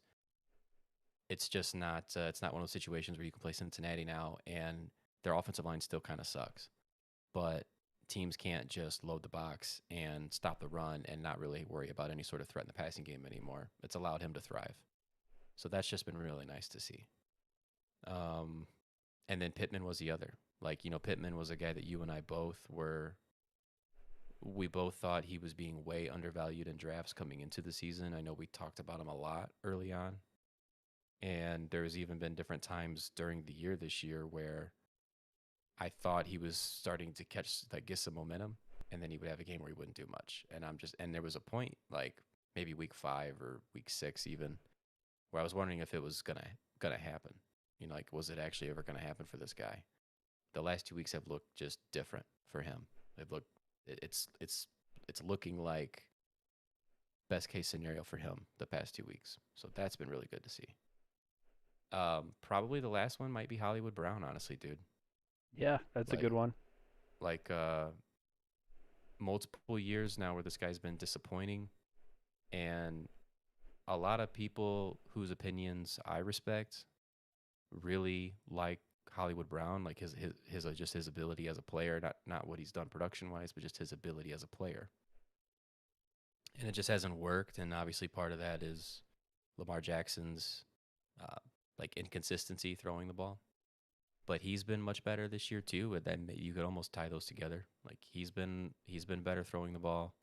I mean, at the very least, he's just been more accurate than he has before, a little more consistent. And Hollywood is balling this year. He's absolutely balling, and he was a great value in drafts too because he was going pretty damn late. Yeah, it was like one of the last couple rounds. Like him and Ruggs were both guys that had that like post hype sleeper vibe to it, Yeah, and they were both going really late. And Hollywood's a wide receiver one right now. yeah, he's killing it, Honorable mention killing it. for me, which I didn't think fit that as much because he had been productive before, but he kind of got derailed with some injuries. Another guy that fits everything I said about Cordell Patterson, but Debo. Debo Yeah. has been a pure football player. He runs the ball. He like does whatever they want. He plays hard. He it doesn't shy away from contact, and it's cost him a little bit, but like dude's doing it. I would say more to that is just Debo staying healthy. Knock Yeah. on wood. Knock on wood. Okay, but just Debo staying healthy. I think we knew Debo was a good player. I don't know if we knew he was this, I guess, but we knew Debo was a good player. And I mean, Sanford even showed last year that they wanted Debo to be they wanted Debo to be their main guy, but he got hurt all the time. Like he would have a great game and then he'd get hurt and then he'd be out for a week or 2 weeks and he'd come back and he'd get hurt in that game, wouldn't even finish it. Like that was his thing. It's just like him being able to stay healthy has allowed him to shine, Yeah. more than anything else. But yeah, he's been crushing it too. Another really good steal in drafts.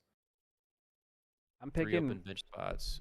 I'm taking Ridley over Julio. I said earlier I think that situation's going to be like a couple week thing. When they're both 100%, I would rather have Ridley.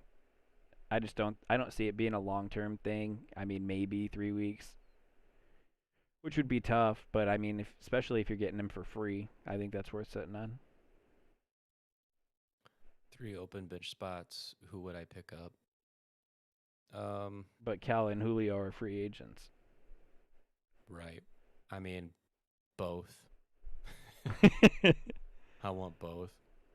I mean, of course, both of them have obvious problems. Like we know what Ridley's issue is, just that he's not playing football right now.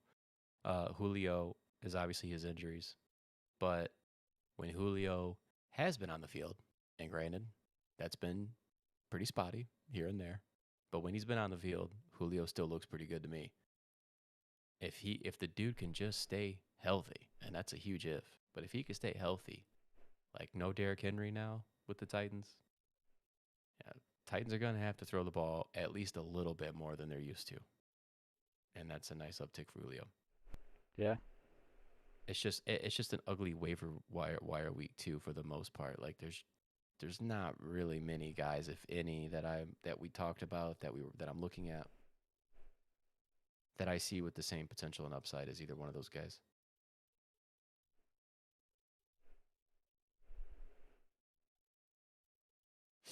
Oh yeah, you got AJ. Yeah, and there's no trade value with Julio because he's a free agent. That means nobody in your league is really feeling that. Well, I can understand not wanting to pick him up then if you have AJ Brown. Funny, we have a guy in our league that has AJ Brown and Julio Jones on Yeah, his he roster. traded for AJ Brown. Yeah, And he traded Mike Evans for him, and the guy that acquired Mike Evans had Chris Godwin already. that's true. I didn't even think about that. They're freaking weirdos. That's funny.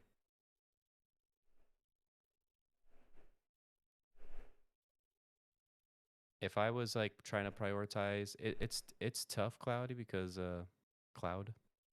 It's tough because obviously, like roster dependence and all that stuff matters. But if I'm looking through the names right now, it's the same guys that I mentioned earlier that are a little bit more owned. Like I would first check to see if Hunter Renfrow or Devontae Parker are available, and I'd be interested in one of those guys. I would also be interested in Rashad Bateman. He's only 18% owned, so he could be available in your league. It's pretty low ownership percentage. I mean, Ty is a guy we didn't mention, but Ty is only 30% owned, and he had the unfortunate concussion in his past game. But like, don't forget about Ty. I think his first game back, he showed he can still be good. It's just He like did, how many hurdles do we have here? yeah. And then running back wise, like I would probably it's Jeremy McNichols and it's Adrian Peterson, and then after those two, it's Boston Scott.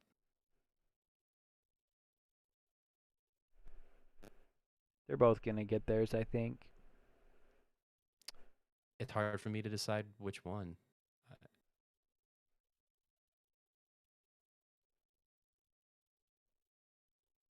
What do you do with Damian Harris? 12-team full PPR. Thin at wide receiver and deep at running back. Harris usually my bench. Elijah Mitchell on the bench too. Only offer so far, but Jalen Waddle or Chase Claypool. Yeah, it seems like with Damian Harris, it seems like his trade value is probably not what you're gonna want it to be. That's how it kind of feels with him. Like people, for one reason or another, people aren't super excited about Damian Harris.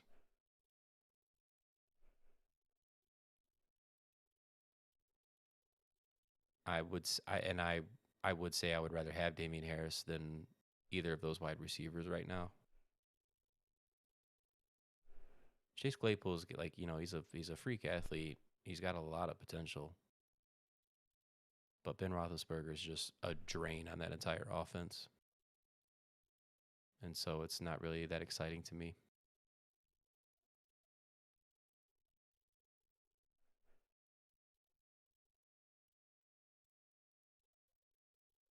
I mean, you're going to have to look at the teams in your league, find the ones that are the most desperate at running back, and just see if you can work something out with them. You might not be able to do a 1-for-1. You might have to do a 2-for-2 kind of thing. And you also, something else you can consider if you're thin at wide receiver is you can consider, you said you're deep at running back. I mean, you could consider riding Damian Harris out if you can't get anything for him, and then trade one of your better running backs and go and get yourself a really good receiver.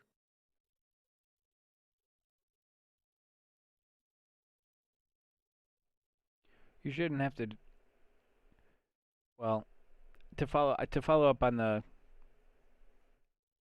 running back thing, it's always a little bit harder to move running backs in a full PPR league that aren't involved in the passing game. So that's just kind of how that goes.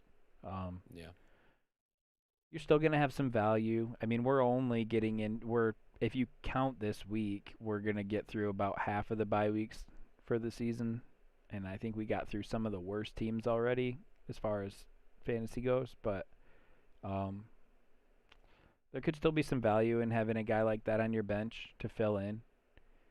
Um, Yeah, injuries happen all the time. it gives you a chance for one of these guys to blow up. I mean, Elijah Mitchell just last week, right, had 100 yards. He just had another good game. So I mean, Two of them. Yeah. his value might be higher now. I know most people have been intrigued with what San Francisco's backfield might have to offer, and so there's probably a couple guys in your league or a couple people in your league that think he might be that guy. So I mean, sending offers or talking to people is going to be the best way to figure out what you could get in a full PPR league. I think it makes the two guys that you have been offered a little closer in that situation, especially if you're talking about guys that are on your bench. But I would keep shopping and seeing what else you can get, especially with Mitchell having a couple big games. I mean, we have a guy in our league that's been stashing Jeff Wilson all year because that's how some people view San Francisco's backfield. And I think they're everywhere. I think those people are sprinkled everywhere. So, but yeah, Cloudsy, you said that you had 3 open bench spots, so you shouldn't have to drop somebody to pick somebody up. I don't know what's going on there, unless you have.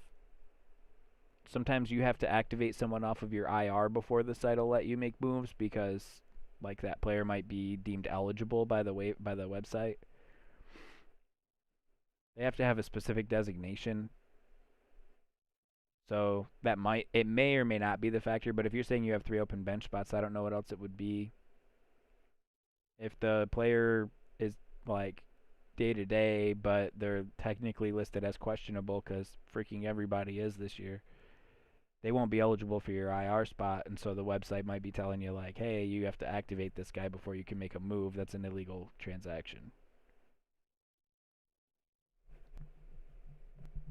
Or there's like a weird setting going on.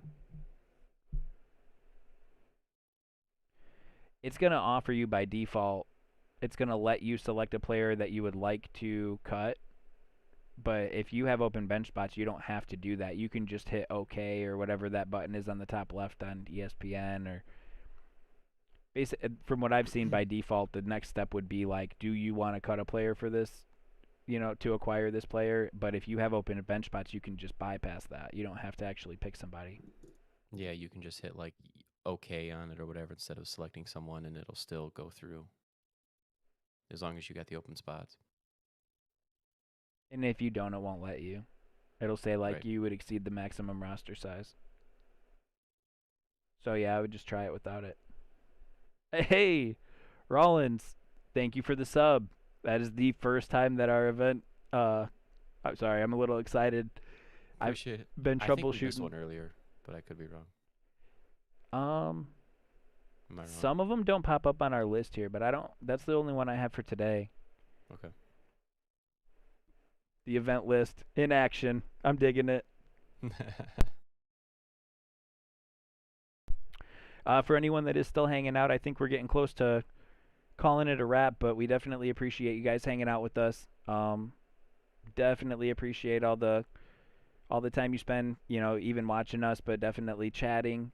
If you are new to the channel and you want to get some notifications when we go live, definitely hit that sub button.